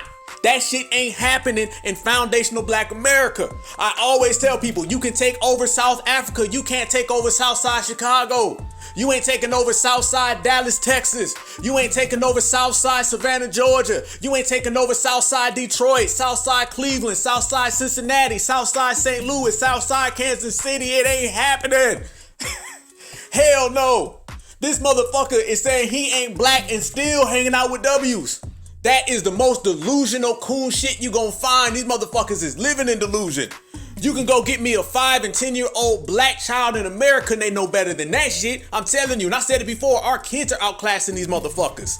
Yes, first off, our kids are not falling for none of that shit. You ain't gonna see a 10-year-old American child talking about I got this T-bone on my neck, Mr. Grizzly. Here, it's right here, take it. It's okay. I'm not black. You ain't never gonna see that shit. You think a brother and sister in Compton gonna talk that bullshit? You think our brothers and sisters in Baltimore gonna talk that bullshit? You think our brothers and sisters in Little Rock gonna talk that bullshit? Our brothers and sisters in New Orleans gonna talk that bullshit? Hell no. But you got a whole continent of these motherfuckers talking like that. Just like that. And not only do they say they not black, they want to say they not black and then go hang out with anti-black racists. Let me tell you something, family. If you don't think that you're black, then you don't know anti-black racism. Yeah, we going there. Unpack. We gonna go all the way there. Let's talk about all the parameters involved here. See, we hear motherfuckers say they ain't black, and then we just say, oh, I'm done. I ain't listening to this motherfucker. We shut it down. Let's go a step further. Let's talk about the mentality. Let's talk about the deep-rooted mentality. You can't know one without the other. You can't run around here and say you're not black and still understand anti-black racism. Once you say that you ain't black and you don't see yourself as black, you've already told everybody that you don't believe in supremacy and you don't believe in anti-black racism. And anti-black racism and supremacy are two things that foundational Black Americans know very motherfucking well. That's why they don't have a Dr. Francis Cress Welsing. That's why they don't have a Neely Fuller Jr. That's why they don't have a Dr. Claude Anderson. They don't have any of that because they don't think they black. How can you have any scholars that promote black pride when you don't think you black? How can you have any scholars who expose W supremacy when you don't think you black? Once you say you ain't black, then that's telling everybody that you colorless and you don't believe anything associated with color. Let me tell you something that is associated with color. Anti-black racism. So we're all out here living in an anti-black race war and we're aware of that to the T. They're out here in an anti-black race war and they got a big ass T-bone steak around their neck offering the shit up. And I'm not talking about a small little pocket here or there. I'm talking about our small country, okay, with about 50 million of us tops versus a whole continent with billions of them. And they running around saying that shit. Once again, I didn't make that up. That ain't no motherfucking voiceover. That ain't no special effects. This ain't Hollywood. Nope. That's coming from them. The same them that all the Pan-Africans want to hide. That all the tethers want to hide, all the fleemen and the fleers want to hide. They don't ever want to say this. And they're upset with TikTok because TikTok got a lot of motherfuckers running around here with tether Tourette syndrome.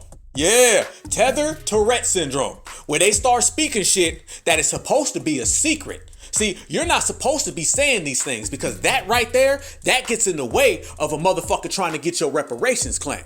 Yeah, they got to say the we all brothers shit. That's why I say, family, you got two motherfuckers. The one who wants to steal our reparations and the one who wants to stop our reparations. I can guarantee you right there, family, that is the person who wants to stop our reparations. Yes, so he is speaking a completely different narrative than the person who's trying to steal our reparations. The stealer comes in very friendly and endearing. Come home, brother. We are brothers, the year of the return. And then the stopper, he comes talking shit like that. Please quit telling us to say we're black. We're not black. We've never been black. I don't subscribe to none of this. That right there is the tether Tourette syndrome. And I guarantee you, they got a lot of inner turmoil amongst themselves. Somebody right now is calling his tether phone. All right, they're calling that Fleedman hotline saying, why are you on TikTok telling them not to come home? Why are you on TikTok telling them you're not black? You have to tell them that they're not black, Jacumbo. If you don't tell them that they're not black, then we don't get our reparations from them. What is wrong with you? I sentence you to 13 lashes when you come back from Manchester. They gonna whoop his ass when he come back because he done fucked up and gave away the ancient Fleedman secret. Never act like you're against foundational Black Americans because you ain't gonna get foundational Black American money. That's the whole game plan. A motherfucker gotta act like they're your friend so you can lend some money for them to spend. That's why they on TV right now saying, come back home to Africa, man. Get your reparation check and come home. You feel me? That's what happens when a motherfucker desperate. I'm telling you, you hear the desperate all in their motherfucking mouth. It's all in their throat. When motherfuckers talk about us, you can just hear the desperation. They don't know what to motherfucking do. Mr. Lumbumba is calling up Mr. Fufu, and they having a whole motherfucking argument on which way they're going to try to steal our reparations. It's the same thing the dominant society does. This is just a tether version of the Republican and the Democrat, the liberal and the conservative. One motherfucker comes with a bite and a smile, the other comes with a bite and a growl. Malcolm X talked about this in the 1960s. And this is exactly what the tethers are doing. You got one tether who's out here saying, come home, brother, we all friends. And then you got the other one saying, quit calling us black. And they got a conflict amongst each other because they both are trying to get our reparations. But one realizes that that shit ain't happening and the other don't want to accept it. So now they're fighting amongst each other. And this is where the tether on tether crime comes in. The Pan-Africanism on Pan-African crime. The Freedman on Freedman crime. Who is the only lineage, heritage, and culture that is powerful enough to make these motherfuckers start fighting each other over the ocean? Yes, if you think and you thought and you said foundational black American, then you are correct. We are the only ones that can have these motherfuckers going against each other. That's what happens when you are powerful like us. We can snap our motherfucking fingers and we can get shit done. And that's what we've been doing. We've been getting shit done. Now, before I get on to the next one, let me talk about another quote that he said in there. And we're going to highlight this quote and we're going to frame all of the bullshit inside of this quote and all of the contradictions inside of this quote. Isn't it funny, family? When we say that we represent our lineage to the fullest, we represent our heritage to the fullest, we tell these motherfuckers, goddamn, tell them quit talking. Hold on, y'all. I done hit this goddamn button and shit. All right, here we go. Oh, shit, goddamn. The recording's still playing. See? These tethers don't know when to shut up. They talking through the recording trying to interrupt FBA. Okay, so when we talk about our heritage, our lineage, and our culture, everybody says it's fucked up. They say it's wrong. They say we being divisive.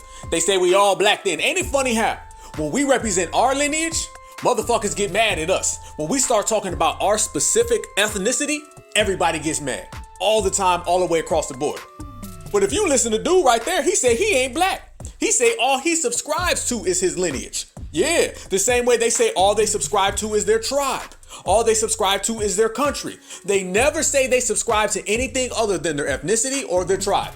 But ain't nobody got a problem with that. It's only when foundational black Americans say we subscribe to our ethnicity. And we're not even saying we ain't black. We love being black. We're the face of being black. We wear it as a badge of honor. These motherfuckers are saying they ain't even black. We represent blackness and our ethnicity at the same damn time. These motherfuckers say, I'm not even black. I'm just my ethnicity. Once again, family, that's not what we said. That's what he said. We are separated by ethnicities. So of course when most Africans come to the West, they still see themselves as their ethnicity, not a race. My so-called race is just the color of my skin. My so-called race is just the color of my skin. It has no influential part of my life. My ethnic background is what shaped me as a human being, so that's what I refer to myself as. Stop trying to force Africans to think in a Western way. And this whole argument about everyone sees you as black, I don't give a shit what... See right there? He said, my ethnic background shaped me to be the way that I am, or whatever the fuck he said. Tether quote to the motherfucking tethers. And when we say our ethnic background shaped us to be who we are, all of a sudden it's a goddamn problem with everybody.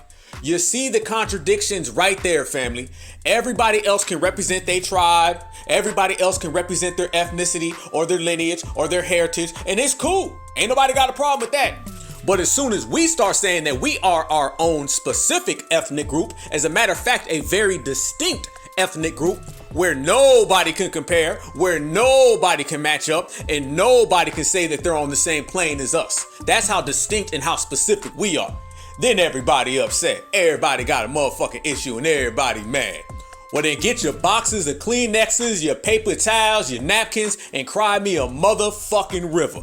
You can cry me a Tether River, a Fleer River, a Coon River, a Sambo River. I don't give two fucks. So you better keep on crying, because we're going to continue to hold down the fort our way. I told y'all it's going to be 100 on the motherfucking highway today. Top, drop, back, full fucking speed. Because that's how we gonna deal with them. Yes, in motherfucking deed. So when we represent our lineage and our heritage and our culture, we don't do none of that double-sided shit. We don't play motherfuckers talking out the side of their neck. They're not gonna do that with us, all right? Back in the old days, they used to let motherfuckers talk crazy, talk reckless, completely contradict themselves, have a whole different set of rules. We don't have a whole different set of rules, all right? Matter of fact, we ain't operating off of none of their goddamn rules. Whatever rules that they put in place that we're supposed to follow, that we're supposed to abide by, and everybody else could just do as they please, fuck that. I honestly don't know how motherfuckers sat down back in the day and used to watch that shit happen. I don't know how the fuck it was. It's not in my nature. It's not in my nature to see motherfuckers give me a completely different set of rules that literally handcuff us, that literally hijack and sabotage us while everybody else got free fucking will. Foundational Black Americans are going to be comfortable or everybody's going to be uncomfortable. That's what the fuck it is. And you don't get comfortable by doing it the way everybody else wants you to. If you do things the way everybody else wants you to do things, oh, trust me, it's going to be one-sided as fuck. And we seen it. That's what went on for 400 years until we showed up. Until we showed up and said, man, fuck your rules, fuck your laws. We going to do it our own goddamn way. Yeah, because if you do it their way, you can't love your lineage, they can love theirs. You can't love your heritage, they can love theirs. You can't love your culture, they can love theirs. Hell, you can't even love your own kind. Black love is the most hated thing on the planet. Y'all know that's real. You can't even say that you love a black woman if you're a black man, and you can't say you love a black man if you're a black woman. Motherfucker gonna show up and say, man, you love your own kind? That's racist. It's racist that black folks love each other, that you want to marry each other, that you want to start a family. The black family is considered racist in these motherfuckers' eyes. Yes, that's that one-sided shit we talking about. One-sided is a fuck. And you know that's what it is with the black family. Look at that Rihanna ASAP Rocky situation. Y'all seen that magazine cover where she's sitting there holding his hand and trotting him along like he's a little goddamn schoolgirl, and he going along with it. And by the way, those are two non-FBAs. Let's put that on the table, because motherfuckers were saying how that's like a black thing. Yeah, they doing it for black folks, but what they do the same thing they always go do. They go get two tethers to try to cosplay us. Rihanna is not a foundational Black American, and ASAP Rocky is not a foundational Black American. Rihanna's the same person where just last year on Martin Luther King Day, she was the one putting out pictures with him with a do-rag on and a gold grill, disrespecting our foundational Black American legend. Yes, she was. ASAP Rocky's the same guy who said basically he don't give a damn about anti-black racism. He just want to go party with W women in Sweden. That's what the motherfucker said. Once again, we just saying what they say and using it against them. We ain't got to make up shit. This is what it is. So these are two non-FBAs, and they're using them as some type of model for the black family. And if you look at the picture, he's basically playing the woman and she's basically playing the man. That's exactly what they're doing, and they did it willingly. See, that's the thing about a lot of tethers, fam. Tethers do shit willingly. They do not fight at all when the dominant society comes and tells them to slide a dress on. When the dominant society comes and tells them switch roles. They don't give a fuck about that shit. They completely cool with it because they understand proximity to Zaddy is the number one thing. And if they gotta throw us under the bus, they'll throw us under the bus anyway because they come from a culture of backstabbing. They come from a culture of anti-FBA anyway. So this is just normal practice for them. Nobody's surprised when you look at ASAP Rocky's statements that he would do some shit like that. Nobody's surprised when you see Rihanna putting up MLK with a fucking do-rag on. Nobody's surprised that she would go along with no shit like that. But that's what they do in terms of trying to stop the foundational Black American family. They go use tethers to cosplay us. And if you look around, tethers cosplay us everywhere. It's on magazine covers. It's on social media. It's in movies every goddamn day. That's why they fly everybody in here to come and try to play our roles. And all the movies flop, just like this magazine flop. And the difference between now and then is that they can prop these people up and try to tell us that they're FBA. But we got this famous saying, family, and it's done sweep the nation, and y'all know what it is. When a motherfucker come around here and they start acting like us, we say, where your family from? Oh, non-FBA? Then get the fuck out. That's it. Very simple. What that do? Take 2 seconds? Shit, hey, we G-checking motherfuckers in 2 seconds. We doing shit in 2 seconds it took motherfuckers 60 years to come up with. You know we bad. You know we on fire, and we hot right now. We got the whole streets on fire, and that's what happens when you permeate certified energy and you put foundational Black Americans in the same place at the same time, which we are right here today. It don't stop. It only gets bigger and better, and we're more focused than ever and stronger than a motherfucker. If you say you love your black wife, you love your sister, somebody gonna say, man, that's racist now. All lives matter. Love is blind. You love who you love. We all heard that shit, right? If you come out and say that you love your husband, somebody gonna say, man, that's racist now. Bob and Bill and John, why don't you go give them a try? The motherfucking swirlers gonna be on full effect, and we all know the swirlers get their orders from the dominant society. But yet all these other motherfuckers can love their own lineage, love their own culture, and start their own families with their own. They'll have I love my own wife day, I love my own husband day, but when we want to do that shit, then all of a sudden it's you love who you love. That's what it is. Foundational Black Americans, we are always under assault, and motherfuckers always try to get us to play by some handicap, handcuff fucking rules that don't benefit us at all. That's why we done got rid of all that shit, and everything we do is to our own benefit, and our benefit is to their detriment. You know what I'm saying? So we got to hold on to our culture very, very tight, because this is what this era is starting to be defined as. Family, let's drop some game.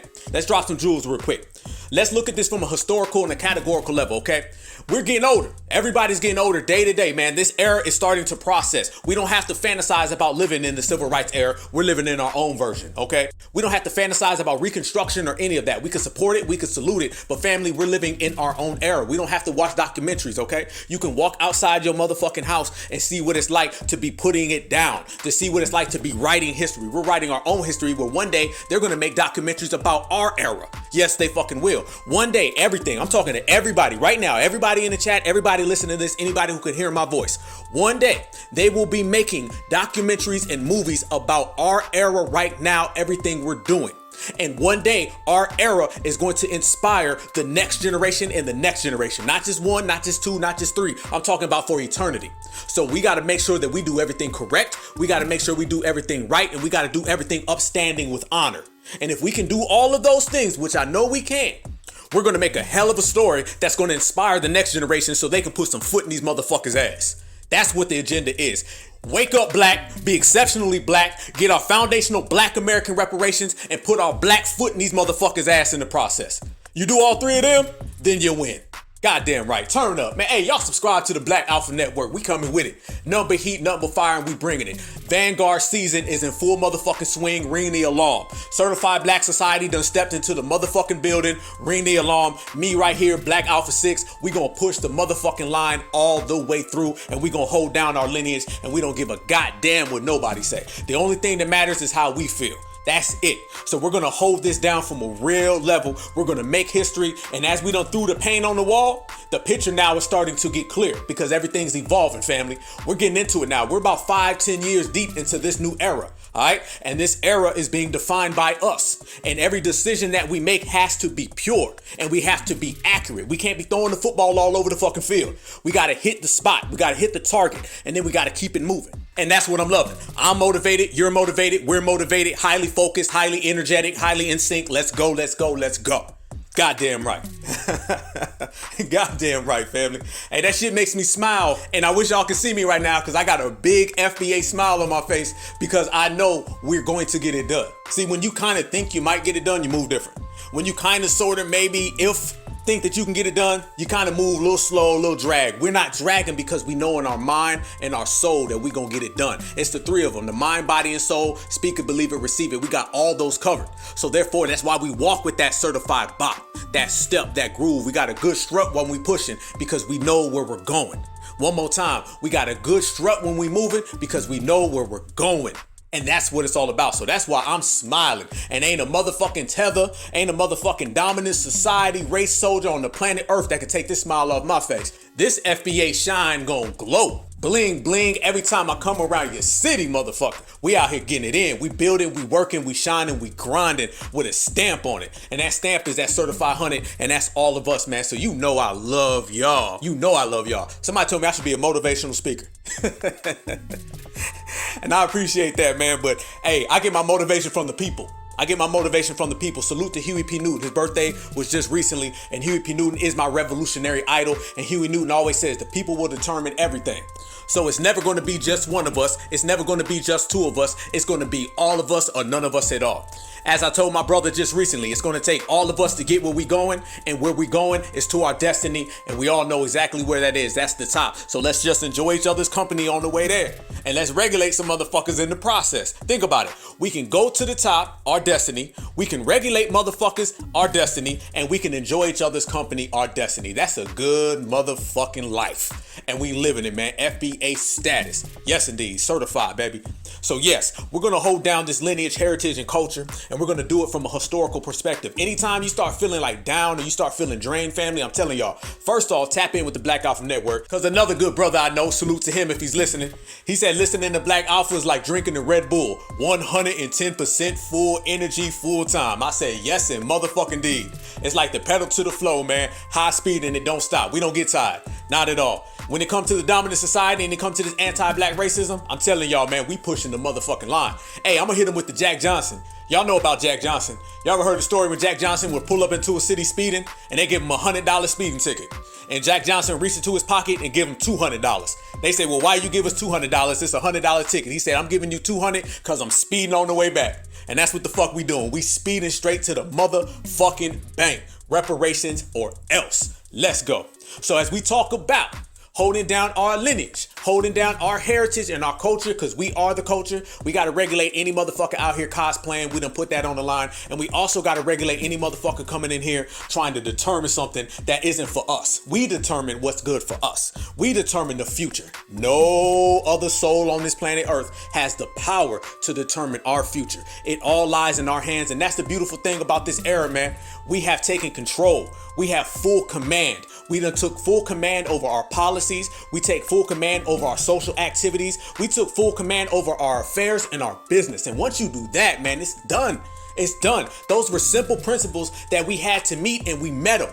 And that's why we are in the fucking driver's seat speeding down the fucking highway and they're all moving out the fucking way. What I told you before, family, we don't have to hit our blinkers and switch lanes because when you're on the right path to your destiny, you just stay on that path. Why do you think all these other motherfuckers is hitting that blinker, switching to this lane, the far lane, the right lane, the center lane? Why do you think they got to do that? Because they're not comfortable who they are. They're not comfortable with where they're going. They got to try to get behind us because they know wherever you see FBA, you're going to see success. That's what the world know, family. The world know when FBA show up, we are successful. What we do? Shit, we just only built this whole motherfucking country by ourselves. Fam, there ain't another fucking example on this earth of success than these foundational Black American indigenous people who built the United States of America. The United States of America is the most powerful, beautiful country in the world, which everybody knows that. All you got to do is look at the architects. The architects are us. We say foundational Black Americans, meaning somebody laid down the foundation. And for every great building, it has to have a great foundation, and every great foundation has to have a great architect, and them architects are us. So we created it, we crafted it, and we built it, and they're mad, they're jealous, and they're envious. And that is a foundational Black American history lesson. Fuck they schools, fuck they teachers, fuck they classrooms. When everybody comes on over to the certified, we teach ourselves, we built ourselves because we created ourselves. What they say? They say, you looking at who made us. FBA all day and twice on Sundays. So we regulate motherfuckers with the consistency who try to come around here talking that bullshit. Y'all remember a few years ago when that lady, I think her name is April Ryan, some Democratic shill, whoever the fuck she is. Anyway, she was talking about Kamala Harris and she kept trying to insert her and crowbar her into our culture. And I think it was Don Lemon. Now, mind you, the broke clock is right twice a day, and that's all this situation was. Don Lemon was telling her, well, listen, she's not a Black American, all right? But here's the kicker. Don Lemon got all those talking points from us. And you know, he done did his flip-flop all over the motherfucking place. But like I said, listen to the verbiage. And sometimes a motherfucker can sit there and say something and it ain't even coming from them. But you know where the talking points and the narrative came from. So this clip I'm about to play, which a lot of y'all have already heard, this is Don Lemon telling this lady there is a difference between the Jamaican and the Haitian and the African and the foundational Black American.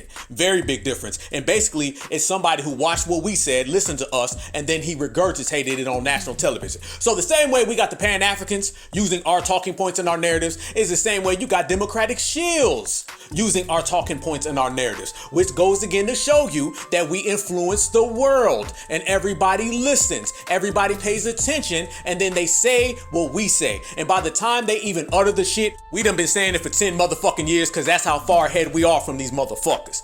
So listen to Don Lemon tell her everything that we've been saying for a long time, the same way that the Pan-African was telling the Diaspora guy the same thing we've been saying for all along. It all goes hand in hand.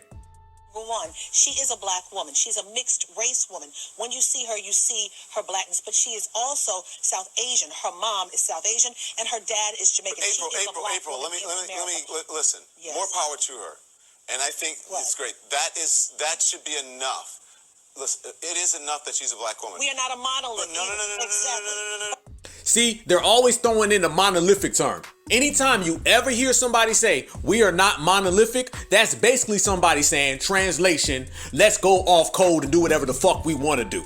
In order to be on code, people do have to operate in the same accord. We are a common core people. We got the same intelligence. We got the same wherewithal. We got the same focus. And when a motherfucker come around and say, well, we're not all monolithic in the black community, that's basically somebody saying, I want to be a swirler.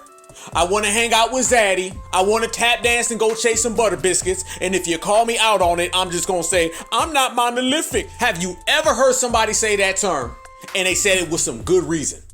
Or has it been every time you hear somebody say that shit, it's followed by some off-coded shit? That's what they do. And that's exactly what she was trying to do when she was trying to crowbar Kamala Harris into our lineage. So always watch out for the monolithic excuse. That is always coon language. A motherfucker say monolithic and then follow it by some bullshit. They'll say something like, vote blue no matter who. We not monolithic. Anybody but Trump. We're not monolithic. Where the W women at? They not all's bad. We not monolithic. You love who you love. All lives matter. We's not monolithic. So the monolithic ain't nothing but motherfucking coon language, and they're gonna try to pull that shit when they start talking about our lineage. That's what they'll do. We're not all monolithic. No, we all foundational black Americans, and if you ain't one, close your motherfucking mouth. You're not gonna use that monolithic excuse to promote off-coded behavior the same way you're not gonna use the monolithic excuse to insert and crowbar people into our lineage. Hell to the no. Furthermore, But to want a distinction to say, is she African American, or is she black, or is she whatever? There is nothing wrong with that. There is a difference between being African American and being black. Latino people are people of color, but they're not black. They're brown people. She is a woman of color, but she is a black woman. Okay, that's fine. I agree with that. But is she African American? No. But is she African American? There is a difference. There's nothing wrong with that. No one is trying to take anything away from her. Let's go down into her lineage. I think you're falling into the trap of that. All she had to do was say, I am black, but I'm not African American. That's it. Don, I think there's actually a trap. I'm not falling in. Let me finish. Hold on. Hey, she getting cool mad, y'all. When she goes down her lineage, many Africans landed in Jamaica and all these other Caribbean islands. So she could indeed Jamaica's not America. African American mixed with other race, but she is Jamaica's not America. But she is a black woman. She was born here in America. Okay, well let's go into Ted Cruz. Ted Cruz was born in Canada. His father was Cuban. This is not about Ted Cruz. You're changing the subject. But you know what? We can. What the fuck? Hey, she was getting cool mad, wasn't she? That right there is the prime example of somebody trying to crowbar their way into our lineage, trying to buffer their way into our lineage, and trying to tether their way into our lineage. Right there. She was jumping all over the motherfucking place. And mind you, she brought up the term lineage and then didn't even stick to it. So if you say lineage, I'm assuming that you actually know what that means. So what the fuck are you bringing up Jamaica and all these other places for? Because you know that does not exist. See, what they want to do, they want to act like nationality, ethnicity, and lineage do not exist whenever they're trying to buffer their way into our community. That's exactly what they always do. They'll throw all that shit out the window and just stick to race. Well, they're black, as if there aren't black nationalities. Well, they're black, as if there aren't black ethnicities. Well, they're black, as if they're not black lineages. You know what the fuck we talking about, and they know what the fuck we talking about. And the very fact that Donna Lemon was actually putting her on game, how fucking sad does that show you? But they'll do any and everything to buffer into our community because they are desperate. In desperate times, call for desperate measures. So that's exactly what she was doing. She couldn't even stick to the fucking script. She was pulling that Whoopi Goldberg shit. Y'all see the common denominator in all these people? You see the common denominator in these off-code, homegrown coons and these foreign tethers? They just jump all over the fucking place and try to fool us with their bullshit. They give us that babble. They just think they gonna babble their way through. And there used to be a time way the fuck back in the day with all the old motherfuckers where you could just babble and rant your way in the motherfucking house. We don't go for that. You gonna come up in here is if you certified, verified, and qualified. If you not, then your ass ain't even gonna be in the neighborhood. You can't even drive down the fucking block unless you want some real shit. So she was trying to do the buffer and try to slide in Kamala Harris the same way motherfuckers do that right now with our reparations panel, and the same way motherfuckers ride around today trying to blend foundational black Americans in with everybody else. Watch out for the blender. The blender is when they try to take our cultures and bring them in. See, we're in a crazy time right now. We're in a time where they're trying to erase us. There's an erasure going on, and there's also a blend going on. And one of the main ways they erase you is by diluting you, by blending you with everybody else. So once you see an erase, you see a blend, and you see the dilute coming. And this is what Dr. Claude Anderson was talking about years ago. Dr. Claude said we got to get on game now, because if we don't get on game now, then they're going to do every single thing we're seeing today. See, why motherfuckers was out there loving who you love, and they was all lives matter, and they was yes we can, and can't we all get along? The dominant society and every other motherfucking minion on the planet Earth was sitting back watching, trying to come up with ways to where they can dilute us out of existence. That's what they love to do with us. And by us sticking to our culture and our lineage, this is the biggest factor going on right now. Because you cannot dilute somebody who keeps their shit homegrown. You cannot dilute somebody who stays right here in our own circle. You cannot dilute somebody who keeps it 115% FB motherfucking A. And that's where we are. So classification and identification has neutralized all that shit. So all the games that they done played, all the money they done spent to try to do all that erasure and blending and tethering and buffering and crowbarring, they better go get a motherfucking refund. Cause FBA done put a lot of motherfucking people out of business, y'all.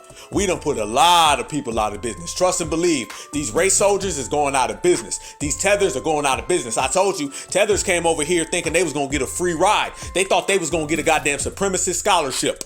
Yep, a supremacist scholarship. That's when the dominant society goes and finds them a person of color from somewhere on the planet, tries to bring them over here and hand over all of our tangibles to them, and then they can have a free ride straight through America. That's what they've been wanting, a supremacist scholarship. Well, we've been revoking all the motherfucking supremacist scholarships. Yeah, that shit done went completely out of business. That's why motherfuckers is out here right now talking about student debt relief. They need that supremacist debt relief. We got these motherfuckers in supremacist debt because they thought they was gonna come over here and the foundational black Americans was gonna say, here, everything we work for, y'all can have it. Everything our ancestors created, y'all can have it. Hell, y'all can take the name, image, and the likeness. Y'all the motherfuckers who built the country. It wasn't the black slaves, it was the immigrants. Why you think Joe Biden says that shit every time he get the opportunity to talk? How long did that shit last? How long did it last when they was trying to run with the immigrants built America? They tried to spew that shit out about 5-6 years ago, and that shit lasted about 5 or 6 fucking minutes, and FBA snatched that shit back. And now everybody's running around saying, no, foundational black Americans built this country. I'm seeing it on movies. Hell, you seeing it on cartoons right now. Y'all seen the Proud Family? Y'all seen that shit? Whatever the fuck that was on, whatever. At the end of the day, all I know is that they were talking about FBA building this country. That all comes from us at the black grassroots. When we talk, motherfuckers, listen. Floyd Mayweather came out and he said, we ain't African Americans because we ain't from Africa. That's all shit. Floyd Mayweather came out and said, we built this country. That's all shit. I think Puffy came out and was saying how we built this country in reparations. Anytime you hear reparations, you hear foundational, and you hear we built this country, that all comes from the black grassroots. So I don't give a damn if you got 5 million followers, 5,000 followers, 25 followers, or 5 followers. If you are participating in the black grassroots, you are a vanguard, you are standing up, and you are holding it down for the future. So I send you the biggest certified salute from the Black Alpha Network. Let's keep the momentum going, because it's evidently clear when you watch and you look around, these motherfuckers don't know what hit them, but we do. And it's that certified energy, and it done knocked every motherfucker out. TKO. So let's talk about it. Matter of fact, hey, as we talk about building up our country, and you sit back and see them trying to build up all these other countries, Ukraine, that's what Joe Biden's running around here doing right now, still handing out money. But this is Joe Biden talking about how he's going to give Ukraine even more money and send them all through school, supremacist scholarship, going to give them all food and shelter, supremacist housing, and give them straight up money. The same money they say they can't find for reparations, he said he's going to give them straight up money. Supremacist social security. And to deliver much needed humanitarian assistance as well as food, water, medicine, shelter, and other aid to Ukrainians displaced by Russia's war. and provide aid for those seeking refuge in other countries from Ukraine. It's also going to help schools and hospitals open. It's going to allow pensions and social support to be paid to the Ukrainian people so they have something in their pocket. It's also going to provide critical resources to address food shortages around the globe. Damn, that motherfucker said so they can have something in their pocket. That's all. I'm just giving them money so they can have some shit in their pocket. Have you ever seen him go on TV and talk about just giving any American citizen money in their pocket? God damn, he giving out allowances. That's a supremacist allowance. That's what they doing. But why Joe Biden is going around in the Democratic Party or walking around here building up all of these other countries, openly telling you that these other countries built or benefited America, Donald Trump was running around saying this. After years of building up other countries, we are finally building up our country, standing up for our workers and fighting for our forgotten communities. The first and highest duty of government is to take care of its own citizens. African Americans built this nation through generations of blood, sweat, and tears. And you, like all of our citizens, are entitled to a government that puts your needs, your interests, and your families first. Well, hold on. One more time. Americans built this nation. African Americans built this nation through generations of blood, sweat, and tears. African Americans built this nation through generations of blood, sweat, and tears. And you, like all of our citizens, are entitled to a government that puts your needs, your interests, and your families first. See the difference? You see the difference between vote blue no matter who and anybody but Trump. Donald Trump said, foundational black Americans, we're going to put foundational on it, built this country by blood, sweat, and tears. Joe Biden said, we're going to give money to everybody else and put something in their pockets. And then he said immigrants built this country. So the very fact that Donald Trump is running around, and this is not the first time he said that, the very fact that Donald Trump opened his mouth and said that we built this country, where did that come from?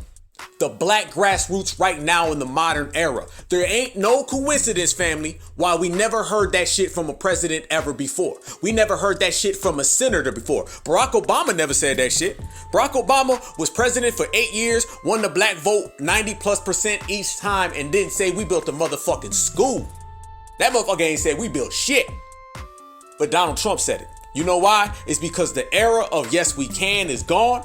And the era of hell to the gnaw is in full motherfucking swing. So if somebody comes around here talking that bullshit, we hit them with the hell to the gnaw, and we put that big ass FBA flag right then and there so motherfuckers know what time it is. The whole narrative comes from us. The line that is being pushed is by us and the foundational black American black grassroots that we are all a part of. Our presence is felt worldly, and that's from every city block, every corner, every boulevard, every avenue, all the way to Washington, D.C., all the way around the world, and then back again.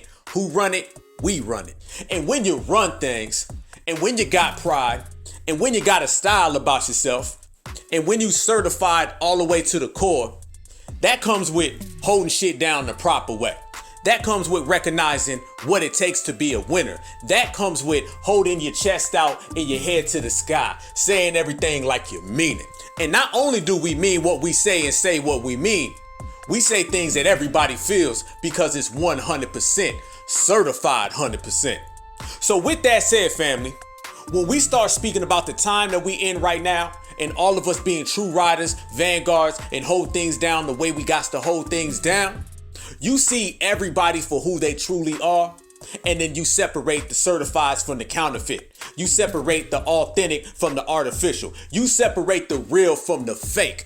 And everybody who's on code, we got that vision. We got that sight. See, we all visionaries. We know what we want. We know how we're going to get there. And then we especially know who the fuck is not invited and who the fuck don't belong. So when we talk about classifications, and it's going to get real, family. Crank up the volume, sit down, have a seat, turn up, because Black Alpha Network about to go to work. Yes, sir.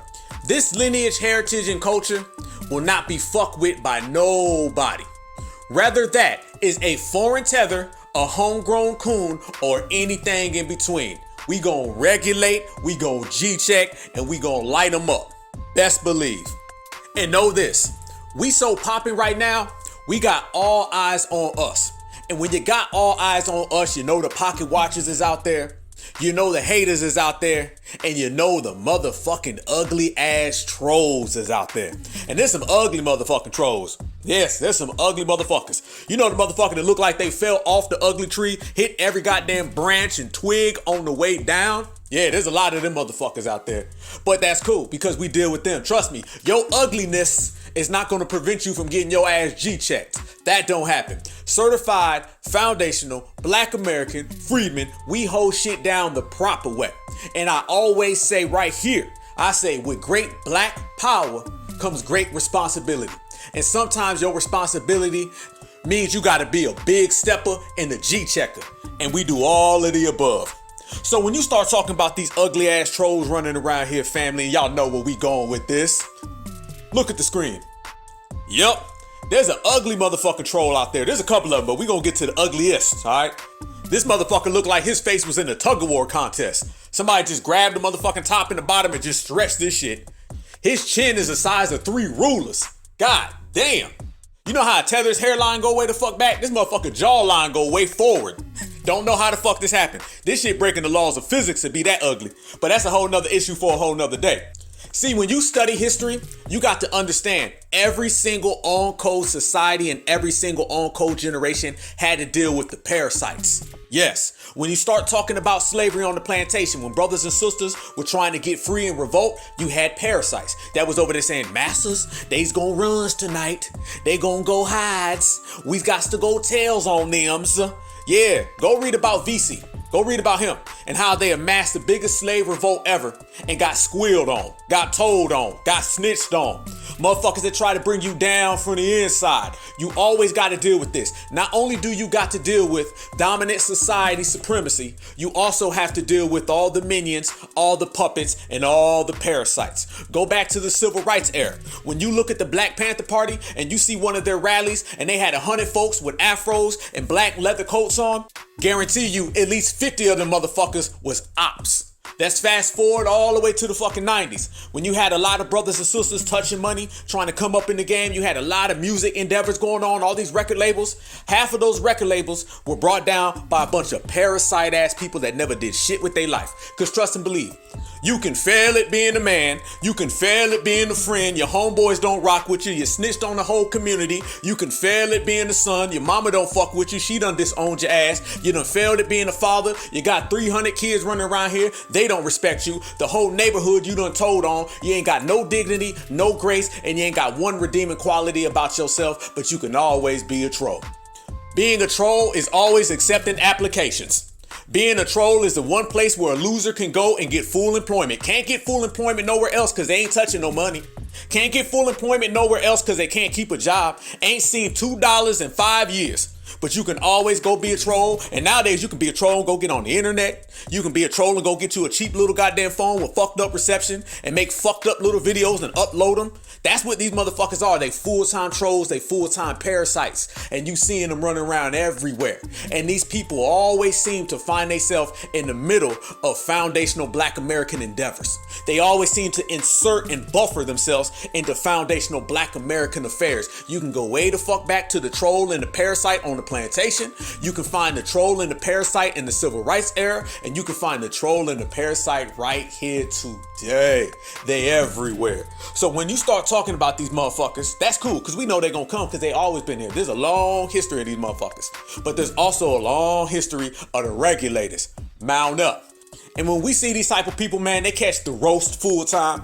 We embarrass these motherfuckers to the point where they don't even want to show their ugly ass faces. They want to run around here with their ugly ass faces hidden. That's why they be putting on that big ass Fez fucking hat so they can cover that shit up. And maybe you can look at that instead of looking at their ugly ass face because you might go blind looking at half these motherfuckers. You dig? And you got stalkers now. You got stalkers that are flying from one coast to the next coast. You got stalkers that are flying from one area code to another area code, crossing state lines, stalking grown ass men. Anybody out there who is certified knows that ain't nothing real. That ain't nothing strong. That ain't nothing solid. These are some broke busters that's running around here doing everything they can to bring us down. These are the people that we always watch for. These are the people that we've been knew about. These are the people that we put the G check on. Yes, we do, because we some big motherfucking riders. Yes. And they always play these games, family, where they do this little stalker shit. They do this little trolling, because we in the troll era big time, where they always trying to set these little traps for us. That's what they do, fam. They just little clowns trying to get a come up off of us. Mind you, they losers and failures. Can't do nothing. Old mama don't fuck with them. Whole neighborhood don't fuck with them. So the only thing they can do is try to get a come up off another man. Only thing they can do is try to get a come up off another woman. And they look at foundational Black Americans and all the success that we have. And they got to try to get a piece of that success, because they can't get no success on their own. So this ugly op is out there trying to stalk our events, trying to stalk our citizens, trying to latch on to our success. And one thing you always see these motherfuckers do, family, after they have one of their little trolling events, I'm talking about motherfuckers is flying all the way across country, renting ugly ass cars. You know an ugly motherfucker gonna rent an ugly car anyway. You know a motherfucker who's certified with style, you may not have the best car, but you gonna make the car look good because you got so much fucking swag. You know what I'm saying? We can take anything and make it shine. That's what we do. This motherfucker so ugly, the car wanna kick him out. You know that's an ugly motherfucker when the kid wanna stop and park and throw his ass out the window because he's making the vehicle look fucked up. God damn, I'm telling y'all, these trolls is breaking all the motherfucking rules. The damn vehicle don't want to be seen in public with him. But that's all fit to the bill, because neither does his mama, neither does his homeboys, his cousins, his friends, the motherfuckers who still left, because we all know about his dirty ass paperwork with his dirty ass history. Now, I was in the flesh in DC, and me and Queen Alpha was walking through, and that guy walked right by us. And trust and believe, family, he's a lot uglier in person. Damn right. Twisted as a motherfucker. And y'all notice the same denominator with all these ops? They all got dirty ass, filthy ass paperwork, and then they somehow always find their way over next to us. They don't never be next to the dominant society with that bullshit. They don't take their dirty paperwork and then go around the people of color. They don't take their dirty paperwork and go around the W's. They don't take their dirty paperwork and go around the minorities. They always seem to find their motherfucking way around us. Because these are leeches and latchers. They want to grab on to something that they can never be. But then when we reject their ass, they left in Op Island with their ugly ass car and their ugly ass face and a fucked up hat on their head. And then they run around and start saying goofy ass shit like this. Listen, family. Good morning, family. Good afternoon, everybody. Well, the FBA's at. After I dropped my video, I'm hearing almost nothing. So I got a challenge. I challenge any FBA to come to Moorish World TV, look at my information, examine the video, and you tell me what it is. Man, first off, the motherfucker starts off saying good afternoon and good morning. Don't even know what time of day it is. Already tell he's a fuck up. Then right after that, the motherfucker goes on and starts saying the FBAs. See, that's what they always do. They say the FBAs because they always trying to make it like a group and shit. So if you ever hear a motherfucker say the FBA, cancel them. Don't even listen. Quit listening right then and there, because you could already tell this motherfucker is speaking op language. What I always say on the Black Alpha Network, family, listen to the verbiage. The verbiage will tell you exactly what type of time a motherfucker on. And we could all tell this motherfucker on ugly o'clock. Okay, and he can't get off that time. And by the way, the motherfucker sound ugly. The speakers want to kick his ass out, so you know it's fucked up. Yeah, but little shit like, I challenge all y'alls to come over here and come to my show. You see what I'm talking about? Don't I say these motherfuckers is trying to eat off of our success? They're trying to eat off of our success by doing what now? Trying to challenge us to come on over to their show. Come on over to their little bullshit platform so we can get them some likes and views. You got big 50-year-old motherfuckers trying to get some people to come on over to their program or they whatever the fuck so they can get some likes. This is what it is, fam. They'll do anything for clout. That's what a cloutless motherfucker does. They get the clout chasing. There's a reason why we have those terms. We have those terms for a reason, because you got big 50-year-old grandpas running around here trying to get likes off the internet and trying to eat off the lineage that we represent to the maximum. So we ain't falling for none of them traps. And like we always say, family, the power's in us, because the more we reject and deny these motherfuckers, the more they gonna be out there on Ugly Island with their ugly car and their ugly ass hat doing nothing. And that's exactly what it is. 9 times out of 10, bro, the op motherfucker who ain't got nothing and starts with nothing ends with nothing. So these things have a way of working themselves out, and it goes around full circle. And that's what it is, some straight loser shit where they be trying to set us up so they can get the bag. Remind you, I said they can't get money on their own. Remind you, I say they lose all their fucking jobs. Remind you, I tell you they not employed. So when you can't get a job, you unemployed, the first thing you want to do is go find somebody with success and go try to trap them so you can go get a cheap bag off of them. Because you can't get your own bag for yourself. That's an old ass con game, and you see obviously that the trolls still do it today. And they story ends like this. They end up broke, already was, busted, already was, behind, already was, and baffled, already was. Broke, busted, behind, and baffled. That is this motherfucker's life story, and it ain't gonna change. So basically, foundational Black Americans, we just G-checked and regulated this motherfucker by laughing at him. Beautiful motherfucking thing. As we proceed, it just don't stop there, family. Oh, there's some more ops out there. Some more ops. Maybe not as ugly as this motherfucker, but definitely more round and butter biscuit. What's homeboy name? The Bucci Bear motherfucker? The big rhinoceros ass dude? Him. Yeah, he's another one of these grown men, trolls, stalker, parasites. And it's time, man, that we clean out all the parasites in the community, because we get into the money, we get into the bag, we getting our success, we achieving a lot, and we have the luxury of learning from history, and we're not gonna be out here getting squealed on, being stifled, or just having our positive energy diverted into negative energy based on these motherfuckers. So what I wanna do before we get to roasting this Pillsbury hoe man, I want to send a big certified salute to all of the G-checkers from yesteryear. All of our people from the past generations that came across these type of motherfuckers and regulated them, because they gave us the blueprint on how to handle them. So whether that is a brother or sister on the plantation that was planning a revolt and they was getting squealed on and they dealt with the motherfuckers, whether it was the person in the civil rights era that was putting in that work and they dealt with all the ops and shit, the ugly ones and the fat ones, those motherfuckers right there, we got to send a big certified salute to, because they gave us the blueprint on how to handle these motherfuckers like we about to handle these motherfuckers. So Bucci Bear, first off, let me say this. We had a big space. It had like 4,000 views.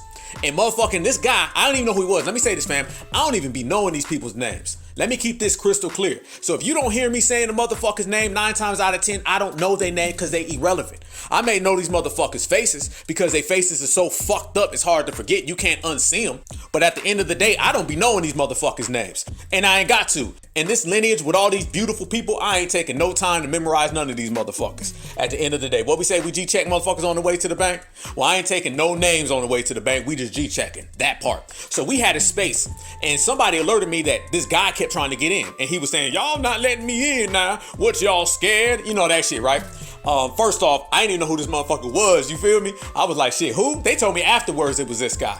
And I had said something along the lines of, quit complaining, it's 11 o'clock at night, take your ass to bed and have a nap. FBA is handling FBA business. I guess dude got mad because just recently somebody tagged me with a space that he held, and he was talking about FBA, hating on FBA again. Mind you, once again, family, just like the other guy, the ugly guy.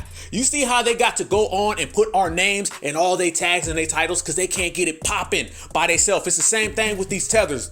These tethers can't get it popping in their homeland, so therefore they got to put our name in everything they do. Luke be doing that shit. Luke can't get nothing popping. Luke can have a space right now and have 30 people in it. But Luke could put FBA in it and then he'll have 100 people in it. We doing 200 when we get out of bed in the morning. All of our spaces is breaking records. We doing 2, 3, 4, 5,000 off rip. That's the FBA energy. And only way that they can even get close to that is by including the FBA name in their titles. Just like the other guy talking about some FBA, come on over to my show. You see what I'm saying? It's evidently clear and obvious that they trying to latch off of us. That's why they're literally out here open waving and trying to get us to come on over. FBA, show up to my show. FBA, come debate me. It's always FBA, FBA, FBA, because they know they can't get it popping without us because we are the successful ones. So he had a space the same way Mr. Ugly Man was talking about his show, and they was trying to get us to come on down and speak to him, and we don't do that. See, we too smart and intelligent. That's why I gave that salute to the ancestors who showed us how to handle this shit. You don't never give a motherfucker shine who's trying to steal your shine. Because if you don't give them no light, these motherfuckers is going to be in the dark. And that's what this motherfucker is. He's in the dark. I mean, he's fat in the dark, but he's still living in the dark. All these motherfuckers' lives is in the dark. And then he's short. Hey, this motherfucker's like 5 foot humongous. Overweight ain't the word for it. It's sad when a motherfucker don't walk, they gotta roll. This motherfucker look like he need a push. That's about the only way he moving. So yeah, he held to space. First off, he's trying to get in our space, rejected, because we don't give him no light over here, hell to the nah. But somebody tagged me the other day with some space that he was having. I guess one of his little people or whatever. Once again, I didn't even know who the fuck it was. I was like, who the fuck is this? I don't even know. But somebody was telling me how he was talking about FBA and running his mouth about FBA. And it's par for the course because FBA is successful and this is a loser. And losers gonna do loser shit. But what you expect from somebody who still live in the basement of his mama house, the roof keeps leaking, his car got 4 flat tires because every time he gets in it, he pops the goddamn wheels. He wears the same tight ass extra medium shirt 7 days a week because when he put it on Monday, he's so big he couldn't squeeze out of it. It's got about 4 ketchup stains and 2 mustard stains, and he's broken, lost his job at McDonald's because they kept catching him stealing Happy Meals. I mean, god damn, shall I say more? Should I say how his bank account's on overdraft and his washing machine's on overload? Should I talk about how he ain't went on a date, seen or talked to a woman even on the phone for 25 years? Should I mention that he's so damn big he ain't seen his in about 35 years and don't even know if he still has one? I mean, damn, what else do we got to say about these motherfuckers, family? We don't give them no shine. We just roast them. They're not going to use our name for clout. They're not going to use our name for respect. You can't do that. It's not possible. You're a loser. Losers lose and winners win. And that's what it is. So get your lights fixed, get your tires fixed, quit stealing Happy Meals, and throw them ketchup stains in the washing machine. And you might be all right. As we proceed. Now, there's another person running around here. And, you know, they trying to put badges on their chest. They trying to make themselves the lieutenant. They trying to make themselves the general. You know, we always talk about representing from the people. The people determine everything because this is a collective movement. This is not about individuals, not at all. Individualism is the worst thing that you could possibly have when you're dealing with our lineage, our heritage, and our culture. That's why I love us so much, family. It's because we literally hold each other down. We rise each other up. We're strong by ourselves, but we're stronger together, and we all know that. Our brothers and sisters, we come as one. We come as one and then we wreck shit. That's how we do things. Nobody's running around here saying they the mama of the movement. Nobody's around here saying I created the reparations movements. You know what the fuck I'm talking about. Nobody's doing that over here on this side. On this side, we saying the brothers, the sisters, the kings, the queens, the goddess, and the gods. Over here on this side, we saying the FBA family tree. Everything that we say includes all of us. That's why we're better. That's why we're winning. That's why we're successful. That's why we're getting things done and we're getting things accomplished. Anytime you see somebody trying to maneuver on their own, do things on their own, trying to promote themselves to some type of fucking position that they ain't got, you already know that's oppie. That's a oppie motherfucker. And it's real oppie outside when you look around. But as I said, it's our job to be big steppers and G-checkers, and that's exactly what the fuck we do. See, you can be on your little individual kick, you can be running your little motherfucking mouth, you can have your little Twitter spaces, and you can think whatever you want to think about your goddamn self. That's fine.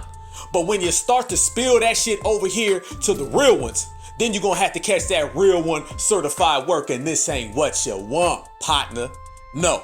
So there's a couple people running around here that need to be addressed, but before we address those people, we're gonna bring it back.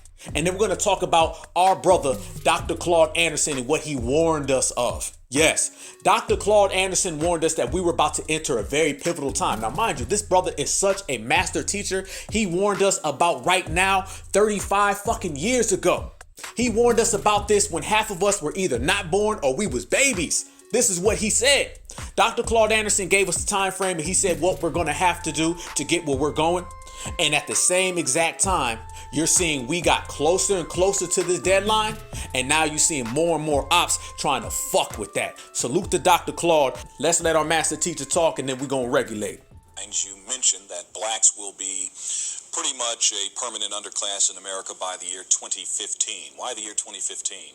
2015 because what I've concluded from analysis is that there's going to be a converging of social factors nationally and internationally that's going to place blacks in a permanent status of underclassship.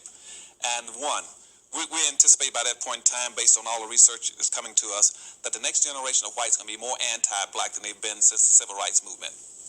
2, we anticipate by the same token about 86 million Hispanics coming into the United States and about 41 million Asians by that point in time, which is going to kick black folk out of being the minority in the society, down to a minority. We've been number 2 in the society for 400 years as a group. We're going to become number 4.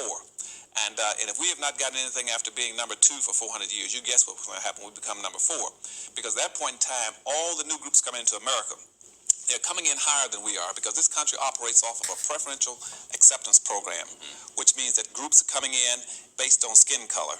They're going from the lightest down to the darkest. Light, yellow, brown, black. And that's what our immigration laws are based on. And black folk would not be able to penetrate through those groups to get to the white society when that happens, because those groups owe us nothing. They don't understand our problems, and they are competitive with us, and we don't begin to be a little more aggressive about being in a competitive posture. They're going to eat our lunches. Always salute to that brother, our master teacher, Dr. Claude Anderson. As we referenced, Dr. Claude Anderson was speaking about a very pivotal time that was on its way then, and it's a pivotal time that we're living every single day right here, right now. And there's been a lot going on behind the scenes, family. There's been a whole lot. See, this era has been front and center. We've been front and center, putting in work, letting things be known. There's been a lot of pull-ups. There's been a lot of protests. There's been a lot of rallies. But since we've been putting it down on the front page, now opposition is moving to the back page. And there's been a lot of back channel dealings. There's been a lot of sneaky handshakes, a lot of briefcases being exchanged, and a lot of things that are being done in secret by secretive people. And a lot of these secretive people, they get in front of that camera and they smile. They get on these Twitter spaces and they smile. They run around here all day long and talk about they're down for the people. But what you really find out, they're not down for the people. They down for their goddamn self. They're the individual people that we speak of who are not moving as a collective lineage. They're moving as their own political groups. And a lot of these groups have acronyms like A's and D's and O's and S's. A lot of these folks have been running around here saying they's the freedsmen's. And a lot of these people have been going behind the community and doing a lot of backdoor dealings. And we're going to talk about something right now that hasn't been getting spoke of, but a lot of our brothers and sisters right here in the vanguard Black grassroots movement have been observing the situation for some time. Family, this is pivotal. This is pivotal. We talk about this era being defined by reparations and identification. As I was saying earlier, family, we gonna make history and they gonna make movies about us. And the two defining things are gonna be when we self-identified and then we got our reparations. But you cannot get reparations without classifications. Understand that. Classifications means everything to our reparations movement. And we've been putting it down in a very, very, very clear fashion. So what did everybody do? They went to the backstage and tried to undercut us and undermine us. Mind you, fam, nobody can come at us through that front door. I say that all the time. Any type of smoke somebody has for FBA, it's always got to be sideways. It's got to be crooked. It's always got to be something that can catch us from the outside, never the inside. They know what happens when they see us face to face, eye to eye, and they know better. So they got to always get on their sneaky shit. Well, right now, family, they have something called the OMB, the Office of Management and Budget.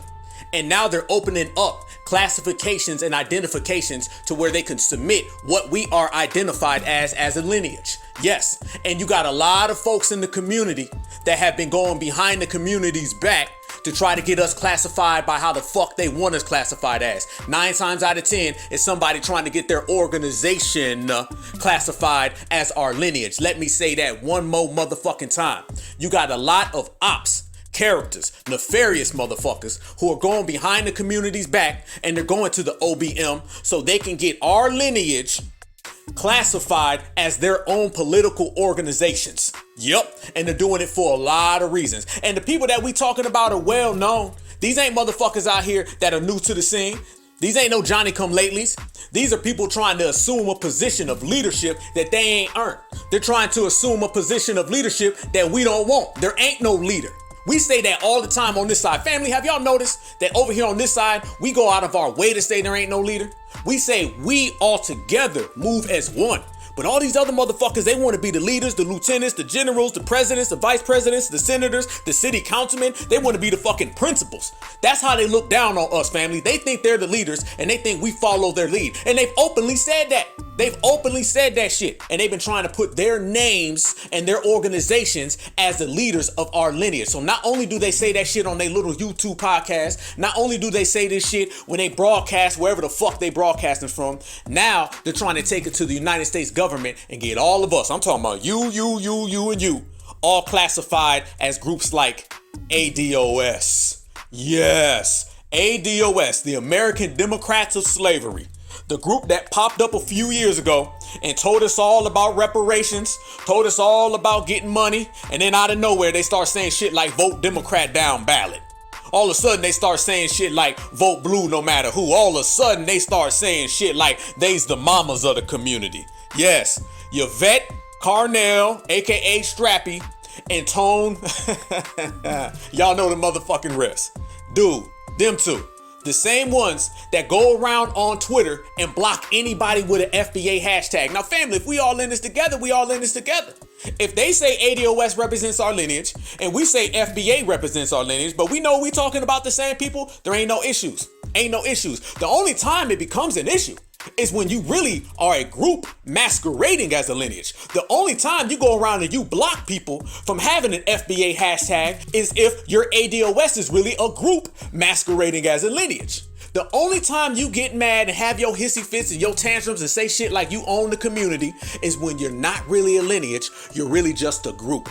And once we identify them as a group, faking the funk like they were our lineage, we got them out the fucking paint. And if you notice, ADOS ain't hot in these streets no more. ADOS ain't getting no type of clout. Nobody's talking about them. You got one or two folks talking about ADOS and everybody else is talking about FBA. When you turn on your television, you walk out here in the streets, everybody's bringing up FBA. Roland Martin, FBAs. Ain't nobody talking about no motherfucking ADOS, none of that shit. No, maybe 3-4 years ago, but they've had a swift fall from grace. We have made them damn near irrelevant because once again, like Huey P. Newton said, salute to our brother. The people will determine everything, and the people have spoken, and the people have chosen. They put out a term that they wanted to use to represent our lineage. There was another term that came out to represent our lineage, and FBA has reigned supreme, and people did not rock with ADOS because they found out that ADOS was a goddamn political organization. That's what it all came out to be. Very similar to Black Lives Matter. Y'all remember when Black Lives Matter came out and they started off as a hashtag and they made it look like they were something organic, something for the people, something that everybody could latch onto? And then you come to find out they're really just an organization with the goddamn CEO taking donations. That's the same exact play that you've seen with ADOS. We're in the hashtag era where these motherfuckers always have the hashtag hustle. Watch out for the hashtag hustle, y'all. It's always somebody who comes out and they make it look like they represent the collective and they use a hashtag that sounds more like a quote or a phrase or a slogan, and then they get everybody to recite it. And then once you start to recite it, overnight you come to find out that these motherfuckers ain't really a hashtag, ain't really a phrase, ain't really a slogan. They've been a political group all along and they just played your ass. That's what's been happening now for 10 goddamn years. Black Lives Matter was the street protest version of the hashtag hustle, and ADOS was the political version of the fake hashtag hustle. And they both did the same exact thing. Both did the same exact thing. Family, ADOS was out there starting chapters and shit. How your lineage have a chapter? How your lineage have a CEO? There ain't no CEO of our lineage. There ain't no CEO of our culture or our heritage. That's basically saying somebody's the fucking leader. You can't have a CEO or a president and say that you're not an organization. You can't have a CEO, a president, and chapters and run around here and say that you're representing the people. No, you're representing your own motherfucking pockets. You're representing your own constituents. You're representing your own agenda, and you're masquerading as us. See, once we started getting off on this identification, classification, and we started to really say, no more African Americans, no more Negroes, no more colored folks. We are a specific ethnicity and we will be seen as such. Y'all know that brought out all the ops. You know, somebody was sitting there with their little motherfucking pen and pad and saying, you know what? We can make a lot of money, y'all, if we just act like we're the lineage and we can really be an organization and get money. That's the same thing Black Lives Matter did. Black Lives Matter said, you know what? There's been a whole lot of street protests out here. We can act like we're just a hashtag and we can sell t-shirts and make a whole lot of money. So you got folks out here trying to make money off our street protests, and you got people out here trying to make money off of our cultural identifications. Yes, indeed. And they both masqueraded like they were representative of the people. And that's why they're jealous and they're angry at FBA, and they go around blocking FBA because FBA represents the people to the core, and it's fresh and it's new. That's what they don't like. So when you turn on your television and you walk down the street and you see them FBA flags waving, how many ADOS flags you seen waving? How many ADOS reparations rallies have there been? How many ADOS exposés have there been? Oh, none? Zero? Because the people don't fuck with them. Not at all. And no matter how much you try to force that shit, no matter how much you try to forge that shit, you can never force the will of the people. The people will always decide. And that's why we say we are a family tree. And that's why we say we represent the black grassroots. Listen to it. Grassroots. A root is rooted. It's in the soil. And we are loyal to the soil. These other motherfuckers is just running around here trying to false claim. These other motherfuckers are just running around here trying to promote their own self, trying to put money in their own pockets. We don't. Why you think they always got their finger pointed at us? Man, I said it before, we get it from every side. And the only reason we get it from every side is because we're right. You would not have so much hate if you weren't living in a righteous way. The only reason motherfuckers hate FBA so much is because we righteous. We do things by the book. We do things pure. These other people out here are doing a lot of flogging. Goddamn right they are. They don't like that we're winning and we really just playing fair. We ain't running around here starting all that bullshit. Look at all these other people out here, family. Look at all the fugazi shit they be doing. Look at how they be acting. All these pop-ups and pull-ups and struggle-ups. Man, we ain't doing none of that shit. We getting things done in a smooth political fashion. We ain't out here running around creating havoc and chaos. We ain't blocking people because they got a hashtag. We don't do that. There's a lot of people out there that still use the term ADOS, and we don't care. That's cool. Do you, we'll do us. Because at the end of the day, we're all trying to get to the same place. That's our mentality. They don't have that mentality. Your bosses at ADOS and your leaders at ADOS, they run around just blocking anybody who thinks different. They have the most anti-everybody else agenda. And an anti-everybody else agenda equals an op. Point blank, motherfucking period. Name me one person that uses the term FBA that calls themselves the leader. None. There ain't any. Name me one person that uses the term FBA that goes around and just blocks people because they got a different hashtag. None. There ain't any. Name me one person that uses the term FBA that says they created the reparations movement and the term reparations. Name me one of us that ever says some shit like that. None. There ain't any. Because we ain't thinking about that. You can tell when somebody is working for the collective and you can tell when somebody's working for self. You can tell when someone's working for the family tree and you can tell when someone's operating off of ego. And when you operating off ego and you get called out on the shit, don't be mad. And if somebody does not believe what we got to say, we got receipts on everybody. Y'all know how we do right here on the Black Alpha Network, certified BLACK society. We gonna pull out the receipts and we gonna expose motherfuckers for what they are. So if they say they don't have a leader, they say they're not a group, they say they're not an organization, then why would their leaders say this? You just got to do better. Everybody just got to do better. Because you have all these little splinter groups, and let me say something. Splinter groups, y'all are all, except for Umar Johnson, who is Pan-Africanist, and we'll get to that in a second. Y'all are all the little wayward children of ADOS. That's all you are. That's all you ever will be, is little wayward children. You are nothing. You did not create yourself. I'm your mother, like it or not. You walk around saying my words, acting like you created yourself. Ooh, to hear my words come out of a pimp's mouth. Kumbaya. Whoa. Walk around saying my words. So reparations is her word. She created that term, reparations. So lineage is her words. So she created the term lineage. So if you created the term lineage, then that means you probably think you created the lineage itself. That's a motherfucker who's operating for the collective. That's a motherfucker who got all of our best interests in sight. That's the person who wants to take your children and provide them a better future so they don't have to deal with the bullshit that we got to deal with today. That's somebody who is the representative of our lineage, heritage, and culture. Now, mind you, what she also said. She said all these other splinter groups. Oh, we going there today.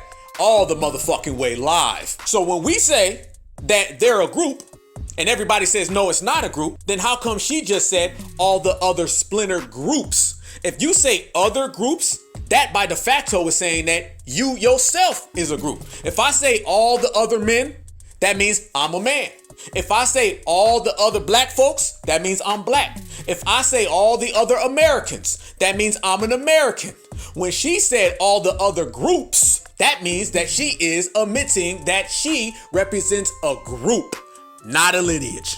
Point blank. Didn't I say we expose these motherfuckers with their own shit, y'all? Didn't I say we was gonna go 100 on the motherfucking highway today? Didn't we say if they fuck around, they gonna find out? Well, they keep on fucking around and they keep on finding out, and we the ones letting them know. Point blank. So you got to be very motherfucking careful what you say around us. What I say, family? FBA see your ass from a mile away. That don't just go for the tellers. No. That go for the homegrowns as well. That go for the ops all day, every goddamn day. She just sat there and told everybody that that's a group. She just sat there and said it. She said all the other splinter groups. That's what she said. So therefore, she just admitted that ADOS is a group. But guess what? We done been knew that shit. We done been knew it. What I said before a motherfucker even admits that shit, FBA done already seen it. We sat there and seen her say, my words, my phrases, y'all are my children. Who the fuck? Where the fuck? What the? First off, you got to be able to reproduce to have children. And we know her little situation. She ain't really, let me leave it alone. Y'all motherfucking know what I'm talking about. So at the end of the motherfucking day, this is not somebody who's representative of our lineage. And this is the person going to the OMB to try to get us all classified as that. Family, let me say this.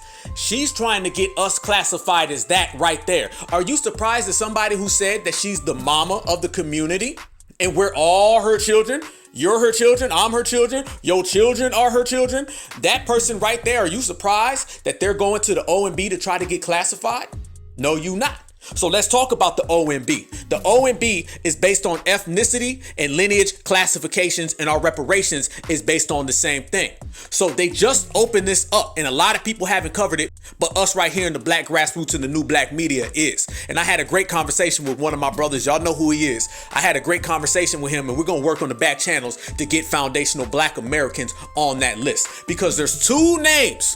Yes, we going there. There's two names that are on that list up for submittal that we are going to be classified as. One of those designations is Freedman and the other one is ADOS. Yep, I said it. So we're all right now on the verge of being labeled ADOS because that's one of the names on the OMB that has been submitted.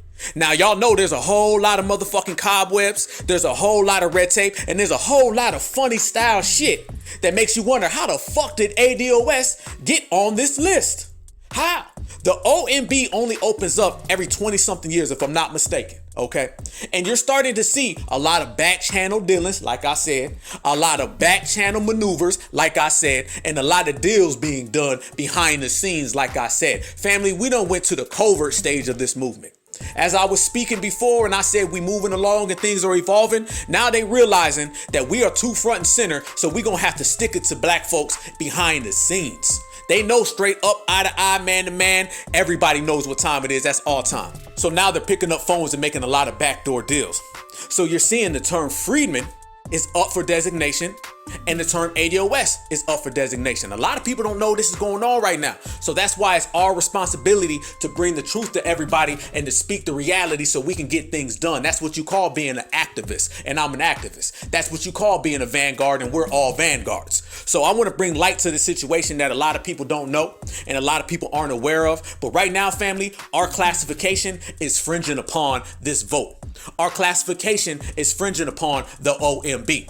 And there's a lot of brothers and sisters that I know who have been speaking on it, but it hasn't been getting its proper just due, and we're going to bring that shit to light.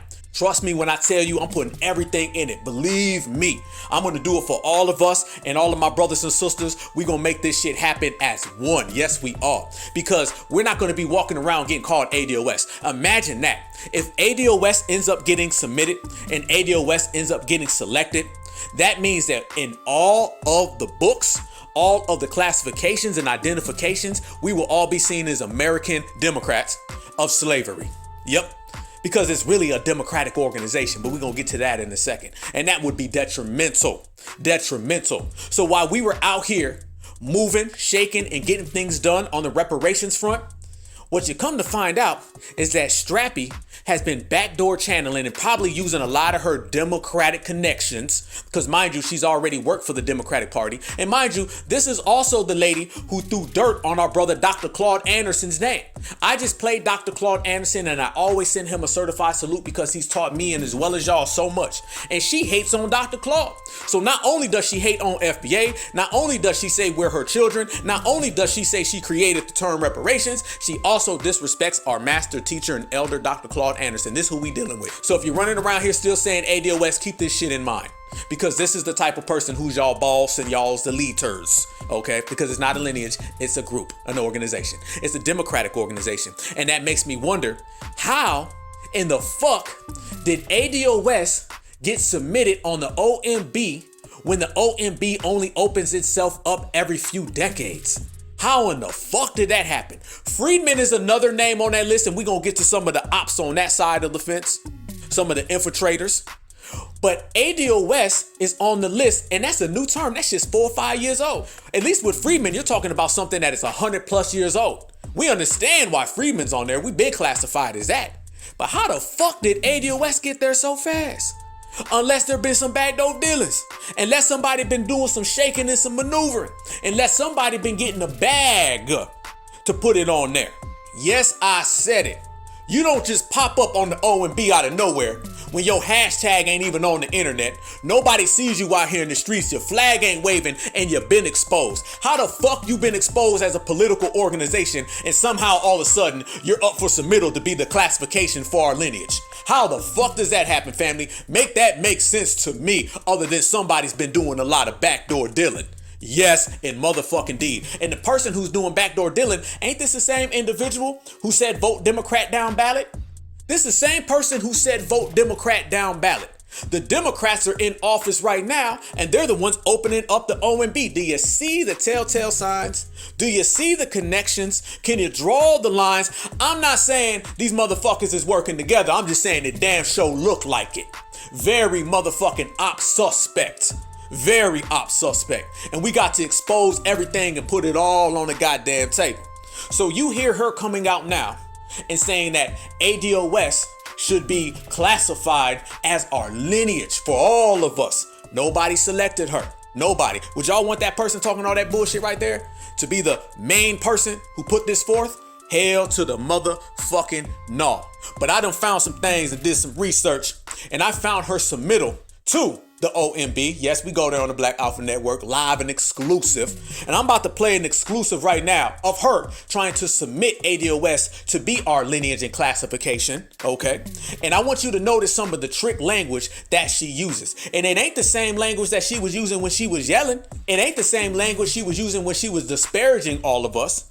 It's a slightly different tone because she's coming with a new agenda, and that agenda is to undermine the community, and that agenda is to try to get ADOS seen as a representative for all of us. Oh, and listen close, family, shit get real. To the members of the working group for research on race and ethnicity, I sincerely appreciate the opportunity to present today on what is undoubtedly a most consequential matter confronting our community. My name is Yvette Carnell, and I am the president and CEO of the American Descendants of Slavery Advocacy Foundation. Whoa, pause. Right fucking there, family. First off, y'all notice the tone is different? Y'all notice that shit? Y'all notice how the same way when Roland Martin be yelling at us and shit and he be screaming, y'all be the ones and FBAs? And then when you get in front of Richard Spencer, it's, hey, how you doing today? They all of a sudden get real prim and proper, right? You notice that she wasn't yelling and calling motherfuckers names. Like when she was talking about our brother Marcel Dixon. No, he ain't gonna win. I'm not reaching out to nobody. Listen. I was here. Listen, let me tell you something, Playboy. I was here long before all these people got here. I don't owe him nothing. I don't owe him nothing to reach out to him. He reached out to me. Did he reach out to me? Are we gonna help him? Help him for what? I know he gonna lose already. Damn, you got that mad. You sitting there yelling at a caller. You got that mad about Marcel running for Congress. You got that mad. See, I told you, they ain't trying to meet up with nobody. They ain't trying to build no relationships. Anybody who threatens them trying to seek attention, or anybody who threatens them trying to be the leader of the community, they pick a fight with. Whether that is somebody running for Congress, whether that is B1, whether that is FBA, or whether that's blocking somebody on Twitter, Facebook, or TikTok. You know why? Because they ain't about the lineage. They in it for their goddamn self. Notice over here on our side, we hush, we chill, we mind our own business. They on the other end, they always got mess, they always got smoke, they always got drama because they're not in it for the community, they're in it for their own political organizations. You notice that she changed it up. Today is a very consequential situation that we all need to put forth today. That bullshit, you see? But I want y'all to notice the language. Let me run that back. Listen to the trick bag language out the gate. She started off on some bullshit. Listen to how she says she is the president of the ADOS advocacy group. Yes, not the organization, not the lineage, but the advocacy group. Very, very tricky language. To the members of the working group for research on race and ethnicity, I sincerely appreciate the opportunity to present today on what is undoubtedly a most consequential matter confronting our community. My name is Yvette Carnell, and I am the president and CEO of the American Descendants of Slavery Advocacy Foundation. We are a nonpartisan organization that grew out of the American Descendants of Slavery, or ADOS, grassroots movement. We use data-driven advocacy to inform and affirm the need for a federal reparations program and the transformational Black agenda. Of course, bound up in that mission is the imperative of correcting the data inequity that presently exists for our group. With me today to discuss that salient issue, as well as demonstrate why the Office of Management and Budget must adopt ADOS as the designation for our group, is Corey Arthur, the director of our organization's national outreach efforts and the councilman of Louisville Metro District. Got it. That shit right there, family. Notice how she says she is the president of the advocacy group, opposed to saying she's the creator of the term ADOS.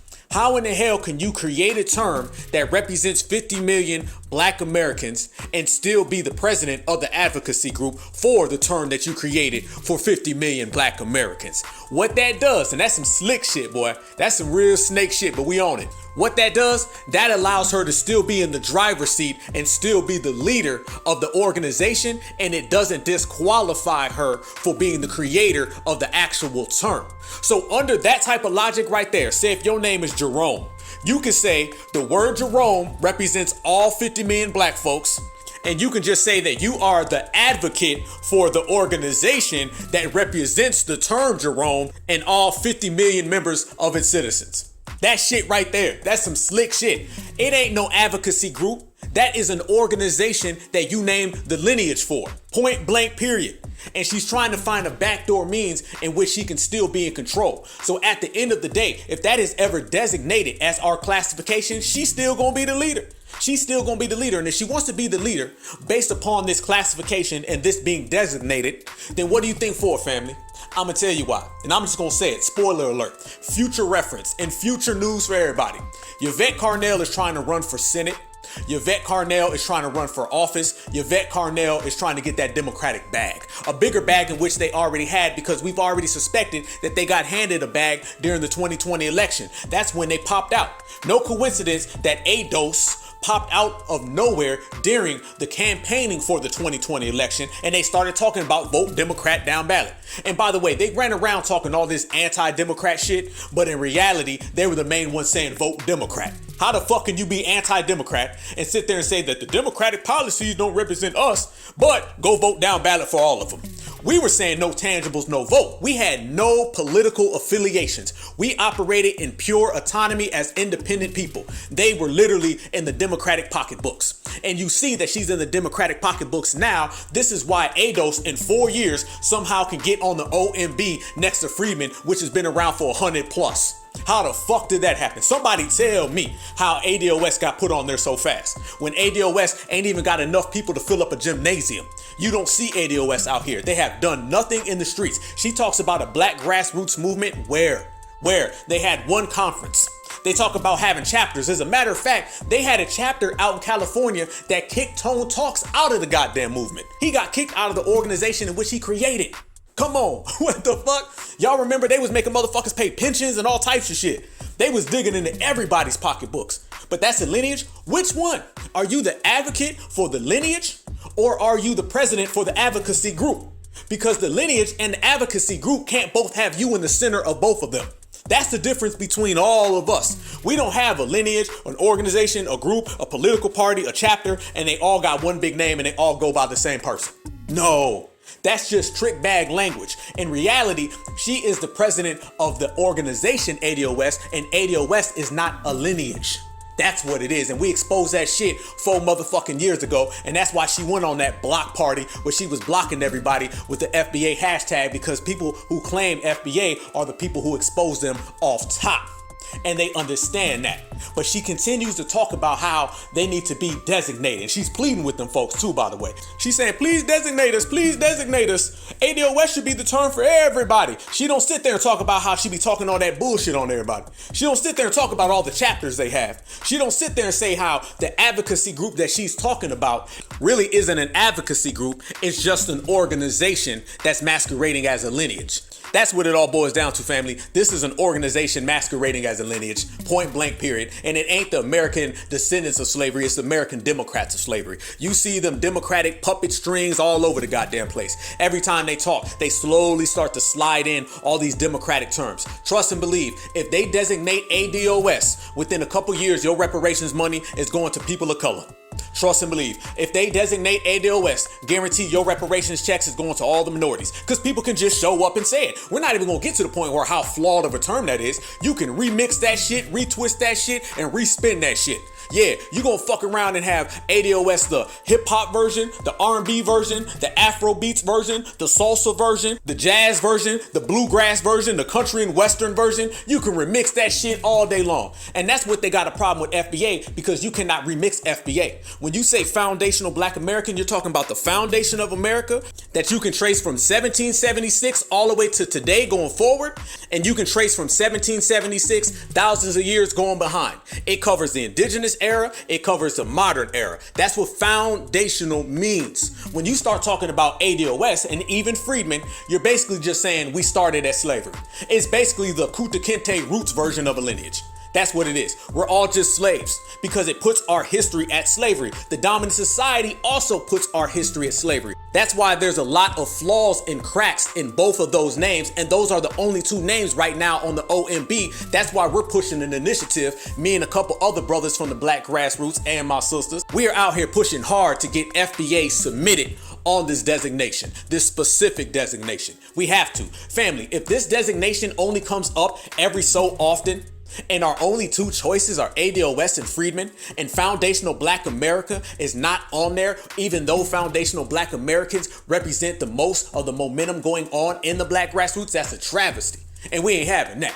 We ain't having that because I ain't really the type to sit back and see shit happen and not have a motherfucking plan. We got plans, and we got some thorough ones that's gonna hold it down. So all my brothers and sisters, we gonna push very, very heavy to get representation at this, because we're not gonna sit there and see the mama of the community running around here, and we're not gonna have the guy who sounds like he's chewing on rocks trying to act like he's the creator of freedmen and creator of reparations. That's the problem. Both of those 2 people, they act like they're the creators of everything when all we are, we're the family of everybody. That's a big motherfucking difference. So FBA has to be on this designation, and we're going to be the ones who are going to have to do it, because we see a lot of backdoor, back channel avenue deals being done, and we're going to bring it to the front line so we can get some real straightening and understanding. Feel me?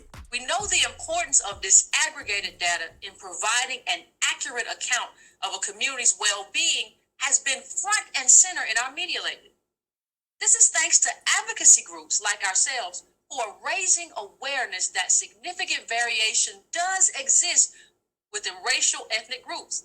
Whoa, see? She said it again. Advocacy groups. She done said advocacy groups about 12 fucking times. You see how she's trying to hammer that point in to take the spotlight off of them being an organization and it's not really a lineage? See, she keeps saying that over and over again. And then she says other advocacy groups that are out there. It's funny because just a minute ago she said all them are the splinter groups and they all belong to her. So you see on one hand when she's talking to them W's, it's all the other advocacy groups out there, we all work together. And then when she's talking to us, it's y'all all splinter groups and y'all owe everything to us. Flip-flopping. This is the person right here that everybody wants to be classified as. You want to be classified as ADOS? You want to put on your motherfucking census? Oh, I'm ADOS. That's what I am. Yup. I'm an American Democrat of slavery. Hell to the no. And trust and believe, family, she's trying to prop herself up so she can run for office. This is all one big play so she can get in with the Democratic Party. This is how the Democrats are going to try to secure the black vote by hijacking our lineage-based, classification-based era and inserting people like this person, Strappy, so she can fake as an advocacy group, she can fake as a lineage, and she can use all of that to get ADOS classified. Therefore, she can run for Senate in the future. Yes, indeed. It is our hope that by the end of our presentation, the working group will recognize that this is precisely the situation that we as American descendants of slavery face today. Our experience in America, which began with us being the only groups subjected to chattel slavery, and which continues to this very day with us being the only group that bears the full multi-generational cost of that system, is one that resists a single option for identification that encompasses a plurality of experiences. We are, as Dr. Martin Luther King Jr. so often observed, a unique people. Wow, she done pulled out the Martin Luther King quote. Oh, you know she bought off by the liberals. Oh, you know she bought off by the liberals. And it's funny, she says, Dr. Martin Luther King said we are a unique people. And she praises that. Well, Dr. Claude Anderson said we are an exceptional people, and she disrespects him. Oh yeah, I got evidence. Listen to her disrespect our master teacher. The guy that you're looking to, Dr. Claude Anderson, the guy that you're looking to for advice on business, he filed for bankruptcy, according to what I found online, after getting a loan from this black bank. So you get, and it's $1 million loan you got for this weird fish business. You was gonna do fish. If you had talked to me, I would have told you you couldn't sell no organic fish to people who are worth less than $1,700 or whoever you were trying to sell fish to, or tilapia, Claude. I'd have told you that, but you ain't asked me. But you went there, and so this bank that got like $200 million, you done defaulted because you filed bankruptcy trying to discharge money you owe them, Claude. Pay this money. This black bank needs this money back. This is like 2016. This ain't no time a long time ago. Hold the fuck up. Family, did y'all hear that? Family, did y'all hear that? Did you just hear her disrespect Dr. Claude Anderson? Did you just hear her wave her finger at Dr. Claude Anderson? Did you just hear her lecture Dr. Claude Anderson like she's somebody? Family, I believe I talk for everybody right now in certified black society. There will be no Dr. Claude Anderson slander in this motherfucking house. Trust and believe when I tell you that shit. This is the same person who wants to be the leader of our lineage. This is the same person who's going behind everybody's back and making deals so they can get their name on the OMB and they can represent all of us and name all of our kids after ADOS. This is the person who's doing that backdoor shit. Hell to the motherfucking no. There will be no disrespect of Dr. Claude Anderson. There will be no disrespect to FBA, and there will be no disrespect of anybody in certified black society. Strappy. Listen to her. Hey, she trying to give Dr. Claude Anderson advice. And you see how she bucking again? Now, she wasn't talking like that when she was speaking to them W's. When she was saying, oh, this is a nice situation where you should select and designate us. You see how she flip-flopping all over the place? When she talking about Marcel, she get loud. When she talk about Tariq, she get loud. When she talk about Dr. Claude, she getting loud like she means something. Motherfucker, please. Don't you ever disrespect Dr. Claude Anderson or none of our master teachers. Goddamn right, put some respect on his name. Nobody comes at our master teachers. And that right there, family, is what I'm talking about. And that right there is the person who is trying to get her organization designated as our lineage. As my people in Texas say, that shit screwed and chopped. Very, very motherfucking oppie outside. Matter of fact, we're gonna have to call them ADOS, American Democrat Ops of Supremacy. I like that. The American Democratic Ops of Supremacy. That's what the fuck they are, and we exposing them new black media style. In the flesh, Now I'm gonna play this real quick because we're gonna continue to G-check and we're gonna continue to expose and we're gonna break down the OMB and how we're going to get our true representation that genuinely represents the will of the people and genuinely represents the lineage, heritage, and culture that we all hold very, very dear to ourselves, and not these ops running around here masquerading. But I'm gonna play a clip real quick, and I guarantee you within a fucking couple seconds, a minute, she's gonna say something again about advocacy, because that's what she's hiding behind. Understand, family? She's hiding behind the term advocate, because that doesn't disqualify the term ADOS from being a lineage. It's very simple. Say it's an advocacy group for a lineage, opposed to saying that the lineage is really just an organization. We see through all the bullshit. And so it is our job as a premier advocacy organization. Oh, she did it already. Hey, whoa. Hey, she did it already. See, didn't I just say it? Did I not just say it? She says it's our job as the premier advocacy group for the organization. She said advocacy group and organization right in the same breath, because that shows you what it is. It ain't really an advocacy group. It's an organization faking the front like they're a lineage. Goddamn. God motherfucking damn. Receipts on the table. Checkmate. Run them up. That's how the fuck we do it. She said she's the premier advocacy group. Just a second ago, she was like all the other advocacy groups. The same ones that she was talking down on too, right? Yeah, we call bullshit. And we see that bullshit from a mile away. You ain't no advocacy group, you're an organization. You ain't no lineage, you're an organization. And you both represent the Democratic Party, the American Democratic Ops of Supremacy. We see your ass. Moving on. Shall I proceed? Yes, indeed. There's another term out there that's on the list, and mind you, family, FBA's not on there. It's Freedmen and ADOS. How the fuck ADOS got on there so fast? Yeah, you know there was a bag in play. And Freedmen is another term that is being used, and it's been used for a long time. Now, let me make my things clear about Freedmen. Freedmen, to me, is a solid term. Okay, a lot of times I say certified foundational Black American freedmen. That encompasses a lot of different things. Good. Freedmen is very well when it's used as a social term. When you start to use freedmen as a political designation and classification, then it gets very blurry, very murky, very tricky, okay? And there's a lot of cobwebs involved. You got to understand, everything we're doing in this era is fresh. That's why we love this era. That's why I always say it's a beautiful time to be alive. If there's ever been a time where you're Black in America, right now is the day, because we getting shit done and we're doing everything anew. Foundational Black American anew. Reparations, hell, we done dusted that off and shined it up and polished it so much, damn near that's new. Tangibles is new. Cut the check, run it up. Everything we doing is new. Certified, Black society, everything has a fresh tint on it. Freedmen is a 100-plus-year-old term that really classifies and identifies the era of the 1800s. And a lot of people say, oh, there's a precedence for freedmen. What has that precedence ever done for us? That term has been a term that has been in the closet, stacked on the boxes, and nobody uses it. The average person, like I said, didn't even know what that term was. FBA is a relatively new term, and it encompasses so much. Well, freedmen is an old term, but more people identify and recognize with FBA than freedmen. Understand that. But freedmen is on the list. Okay, it's been around for hundreds of years. ADOS done got the bag, and they done put that on the list. Okay. We gonna get FBA on the list, but let's talk about the freedmen movement, because there's a lot of ops all in that movement, and that's gonna have to get G-checked on site before we move forward. You damn right, because when it come to us, we don't move an inch until we got some straightening, till we got some understanding, till we got some clarity.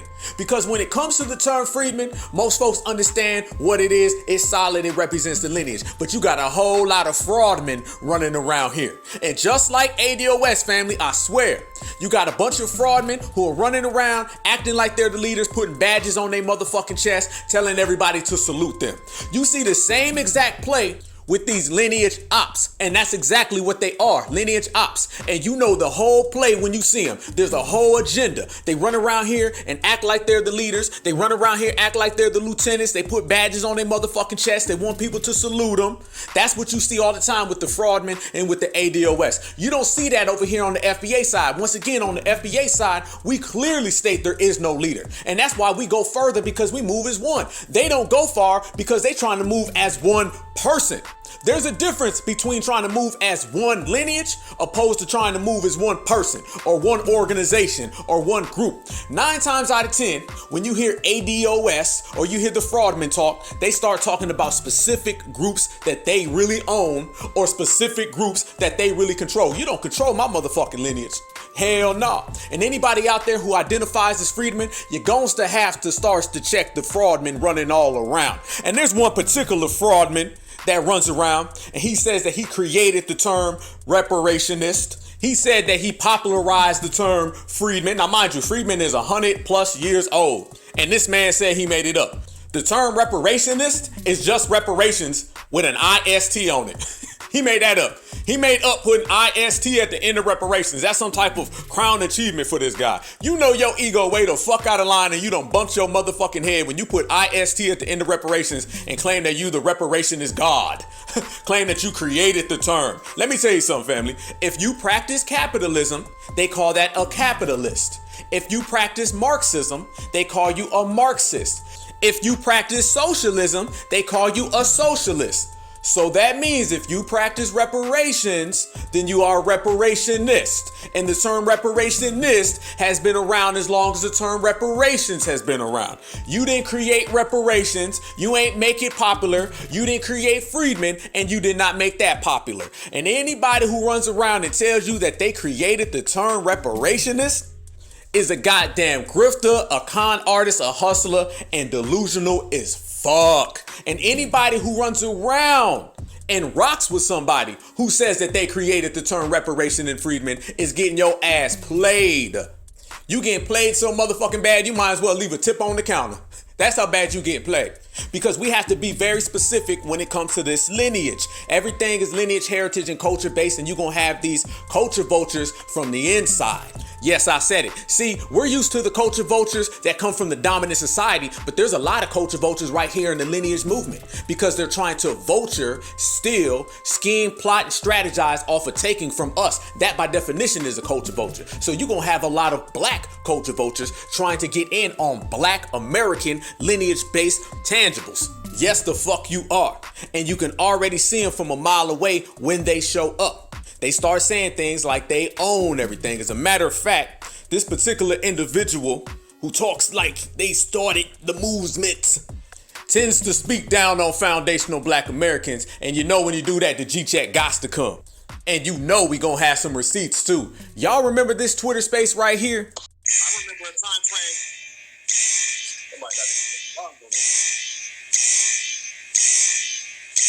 Let me respond. First and foremost, I don't fuck with FBA. Period. That's first and foremost. So let's clear the air on that. I don't know what the hell this clown is talking about, right? Naheem, who you talking to? Wait, that was the recording. I don't know what the hell this clown is talking about. Hold on. That was the recording. Let me respond. First and foremost, I don't fuck with FBA. Period. Damn, first off, that shit was funny as a motherfucker. I ain't even gonna lie, I was listening to that shit like, what the fuck? I thought somebody's house was on fire. This right here, family. This funny style, y'all tell me what it is. Y'all tell me. Because I only see and hear a few things. Is this an op right here? How y'all feel? Let me know something. Because when I see op behavior, we gotta call it out. What I do know is when you start hating on FBA and you go on that anti-FBA tour, you gotta get that work. That's what it is. All I do is speak that certified 100% truth. No disrespect, it's all business. But when you start disrespecting FBA, that's our business, and you know the regulators gonna regulate. We only stating facts. I was about to say, hey man, you better get your ass off this Twitter space and call the fire department in this motherfucker. That shit was funny as hell. But that's what it is when you got receipts. So this person sits there and says they don't fuck with FBA in a real, like, aggressive, hostile tone. I don't fuck with FBAs. All that type of shit. Well, here's the thing. Once again, if we're all representing a lineage where we're all trying to get reparations for, why the fuck would you say you don't mess with another side? Somebody calls themselves FBA, somebody calls themselves freedmen, somebody calls themselves American Negro, Black American. I would never be like, fuck them. Because at the end of the day, we understand we're speaking about the same lineage and we're trying to go to the same place. The only time you would say something like fuck the other side is if you ain't really in it with the other side. Is if you ain't really trying to go to the same place. Is if you ain't really talking about our lineage and you're talking about your own little group. It all goes back to that again, family. I'm telling you, we can sit here and we can paint out all the telltale signs of a lineage op. We can sit here and we can talk about all the internal culture vultures. Everybody who's trying to take this foundational Black American lineage, heritage, and culture and run with it. And you got a lot of fraud men who do that. They run around here and then they find a tag and then they push that shit like they the leader and they say things like this. I just want to speak a little bit to, because the topic is reparations, and I want to speak a little bit to the history of this movement, this current movement, the groundswell, and where we're at now, and the center of this current controversy. Where my team, BTP, came into this movement, I like to use this term, the pouring of the concrete. The concrete had been poured already. It wasn't quite dried, but it had been poured already.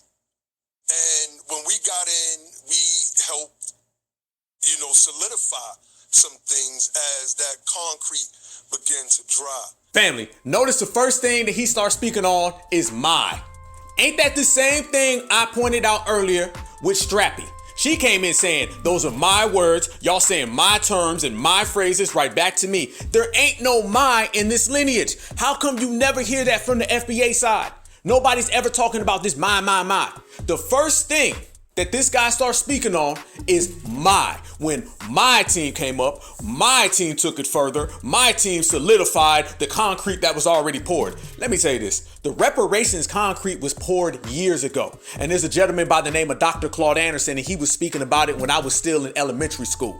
Okay, nobody is responsible for the reparations movement being pushed forward individually. This is a collective unit done by a collective mass of foundational Black Americans, and we have done it as a lineage. I don't know how many motherfucking times we gotta keep sitting here and pulling that my shit back away from these motherfuckers. Why we gotta keep pulling that me shit away from these motherfuckers? If we are sitting here trying to get to the goal where we all gonna get the money, then why the fuck is one person saying my? You know what that really means? That means that they want all the money. Put it this way. If all of us, everybody right now listening, everybody in the chat, if all of us, all 100 plus of us, we are destined to get reparations that's owed to every last one of us. We all gonna get some money in our bank account. And one person keeps saying my check, my money, my reparations, my tangibles. You gonna think that motherfucker wants the money all for theyself. Shit, I'm sitting here talking about our reparations. O-U-R. Our reparations for everybody. You gonna get a check, I'm gonna get a check, your mama gonna get a check, my mama gonna get a check, your daddy, your kids, your cousins. I want everybody to get paid. They not talking about everybody getting paid. They talking about just them. I want everybody to get money. I want everybody to get tangibles. They talking about just them. And you got to remove these just them, me, my, motherfuckers out of the lineage. Because when you start talking about me, and my, all that does is what my people on the West Coast say. That shit throws salt in the game. That gives the game a black eye. And we ain't got no time for mistakes. We ain't got no time to be stalled out. We ain't got no time for that messy ass drama. We just trying to get paid, y'all. We trying to get to it. So remember, and one thing we can always lock in, when you start talking about reparations and you start talking about things that are destined for all of us, the first step you take is get rid of the person talking about me immediately. So as we move on forward, then the next statement that dude makes is about a familiar person that we was just talking about earlier, a familiar op, your vet and ADOS. And when we got in, we helped, solidify some things as that concrete began to dry. Many people look at Yvette Carnell and Antonio Moore as the people that got this modern movement moving, while they were mouthpieces for this modern movement. They were not the people that were on the ground moving it. Damn, it just had to spin all the way back around to ADOS. It just had to. You see how ops of a feather flock together? Do you see how people who got dirty paperwork over here and people who got dirty paperwork over here, people who said sketchy shit over there, people who said sketchy shit over there, all of a sudden they seem to cycle around each other. One thing in life you're gonna find out, family, is that real recognize real and real ones fall in. And then off-coding motherfuckers recognize each other too, and then they fall in. That's why when you look at this dude and you look at Yvette, they actually have a history of being partners. Yes, the fuck they do. They was very friendly, diddly, windly. So you see that these two was real cool with each other. Are y'all surprised that folks who jump from group to group and clique to clique is super cool with each other? Now they had these little falling outs, but they really only falling out on behalf of who is going to be the leader. See, two motherfuckers who want to be the leader, they gonna feud and they gonna fight. That's why we don't feud and fight with each other. We don't feud and fight with each other because we ain't trying to be the leaders. We uplift each other and we rise together. It's not no goddamn surprise that two lineage ops are out here feuding with each other because they both want the recognition. We don't want the recognition. We want the reparations. One more motherfucking time. We do not want the recognition. We want the reparations. And if you want the reparations, then you're going to have a good time rocking with the family. If you want the recognition, you're going to be feuding and fighting. And if you look, that's exactly what they're doing. That's exactly what they're doing. They're trying to both go behind everybody's back and try to go to the OMB and classify their organizations as our lineage. Not gonna happen. Now, not only do you run around and say, I don't fuck with FBAs, so you got a problem with FBA. You also got a problem with B1. So you got a problem with B1 and FBA. Come on. We say black first, now all of a sudden you say F1, freedmen first. Then you go make a flag for a lineage that's 100 years old. That's like me going to the state of Georgia and getting rid of the Georgia state flag and replacing it with a G1 flag. And I'm sorry, F1, it ain't got no ring to it. The shit don't even sound good. That's that shit we talking about again. That's that my, me shit. You got a problem with FBA and you got a problem with B1. And the majority of us say B1 and the majority of us represent foundational black Americans. So by nature, you already got a problem with 80% of the community. Family, we ain't sitting here just saying things, we only stating facts. When we say that people speak down on FBA for no apparent reason, we only stating facts. When we say people are out here hating on B1, we only stating facts. When we say there's some real funny style behavior coming from a lot of people, we only stating facts. It's all business, never personal. If this upsets somebody and they feel like what I'm saying is a little too harsh, I'm only being too goddamn real for you. All right? And we're going to continue to be real all the motherfucking way because if it ain't real, it ain't right. And this is right can't get no righter. Yes, and motherfucking deed. So you start throwing shots at TBA, calling TBA faceless and having all these bad things to say about him. But yet you still take his term B1. How you gonna hate on a man and say all these disparaging remarks about him, but still take his B1 and put F on it? Come on. So you didn't hate him enough to steal from him. How you gonna talk down on somebody and steal from him? That's what tethers be doing. Don't we say tethers will take from us even though they hate us? So you gonna talk down on a man and then still take his shit. That's wrong. All across the board in any street, that's wrong. If you don't like somebody and you talk down on somebody, don't take their shit. But that's what we talking about right there. So nah, it's B1 in the sky all day long. Making tweets talking about TBA, talking about Professor Black. I mean, just hating on every goddamn body. Everybody. That's what you see.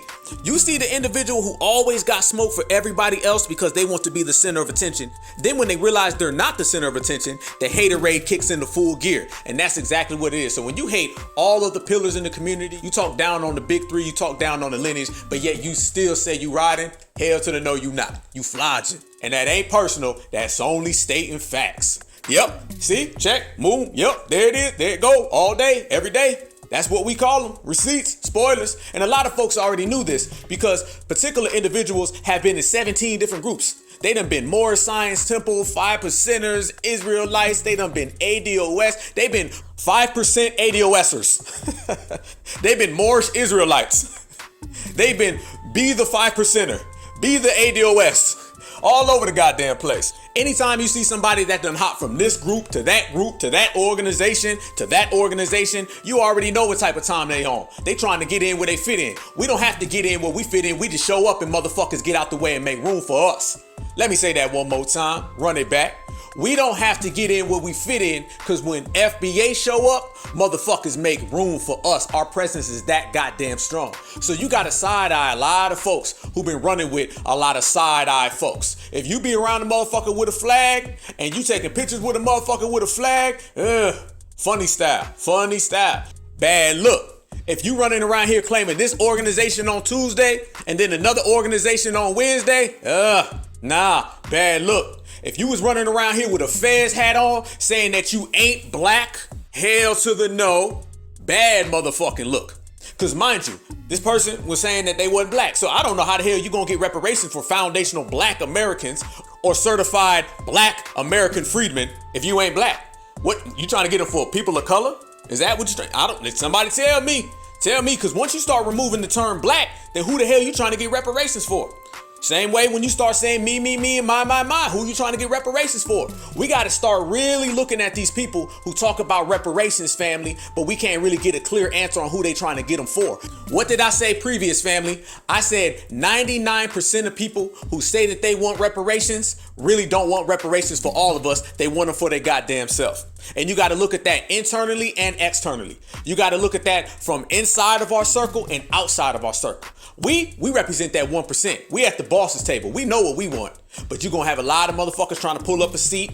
You're going to have a lot of motherfuckers speaking our language, because that's what they do. And be very, very cautious of the motherfucker who come around and they throw out all this language, all this fucking political, statistical language, because the more clever they talk, the more intelligent they talk, that makes motherfuckers think that they about that life. No, it ain't. A motherfucker can sit here and say 17 words with 30 motherfucking letters in them. Big ass words. That's that Michael Eric Dyson shit. Well, I believe that the technical process of the calamities and the multitude of different fractions make this oppressive state of affairs, makes this mathematically completely possible when the clock strikes 12 at Sunday. Man, fuck you. Where my money? Run my goddamn check. Malcolm X said, make it plain.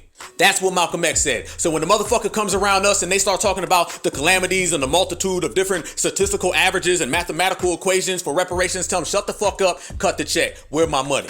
Where my money? We're not going into the overcomplication of reparations. Yes, the overcomplication of reparations is typically a motherfucker who's trying to derail you, or it's a motherfucker trying to look like they down. And that's what ADOS does. ADOS will sit there and talk about the data. We got the data. No, you got a zaddy. That's what the fuck you got. Tone Babble, he'll sit there and say, we got the data that shows that the data needs and the data, fuck that. Do you got the facts? That's what the fuck I want to hear. They say men lie, women lie, numbers don't. I say, well, if a man or a woman wrote the numbers, they might be a lying motherfucker, so show me the bank statements.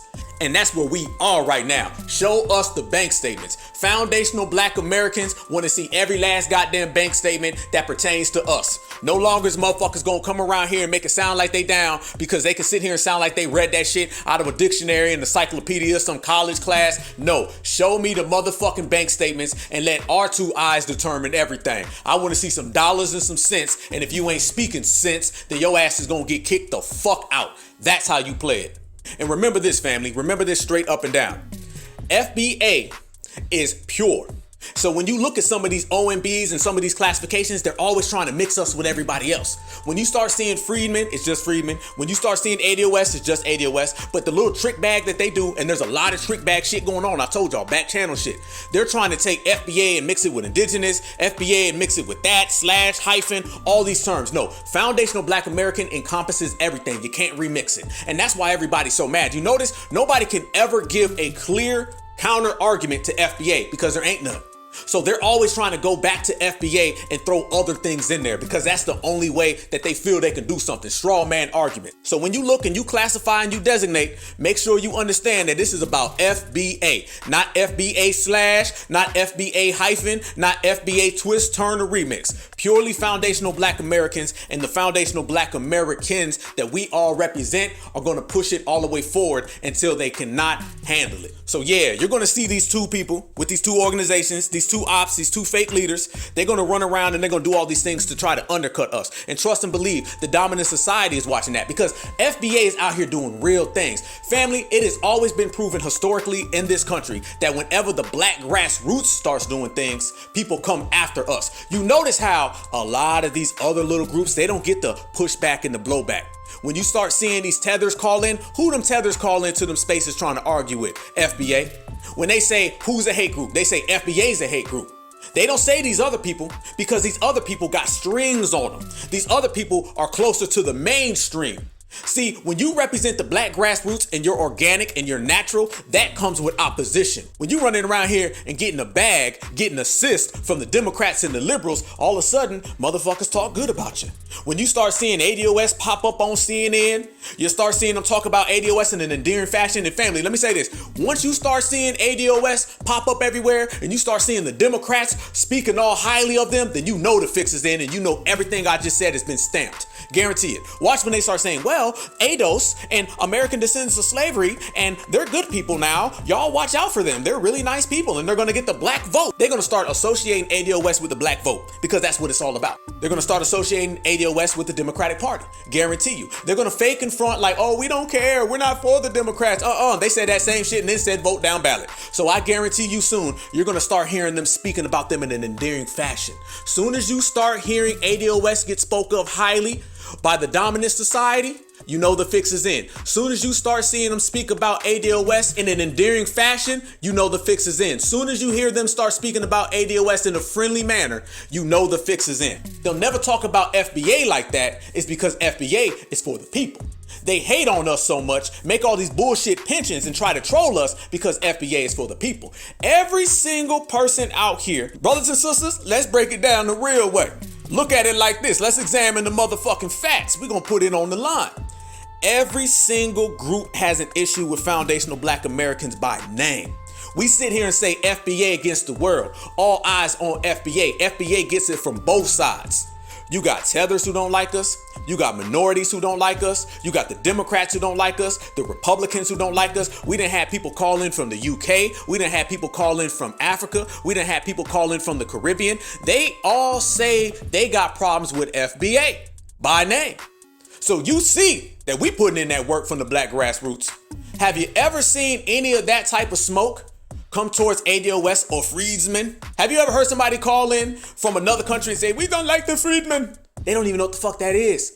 Have you heard anybody call in from another country and say, we do not like ADOS? They don't even know what the fuck that is. They probably think that's some shit on a menu or something. But we've all heard them call in hating on FBA. We all seen FBA trending. FBA, Foundational Black American. That trended all last summer, all through the winter, and it's trending in spring. The same lineage.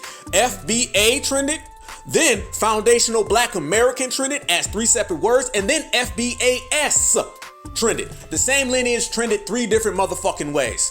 We the ones at the boss's table. We the vanguards. We the one they really hate. So when you look at the people receiving the most hate from the dominant society, those are the ones pushing the most black empowerment. And when you see the ones being accepted the most by the dominant society, like somehow getting their names on the OMB overnight, then those are the ones who are working with the dominant society. You goddamn right, motherfucking receipt. Checkmate. So yeah, dude be all over the place, oppy as hell. Always saying he gonna debate somebody on freedmen. I was trying to debate some freedmens and shit, spitting out all them fucking rocks and untightening shit. Cause it sound like he heaving and shit, but it's all good.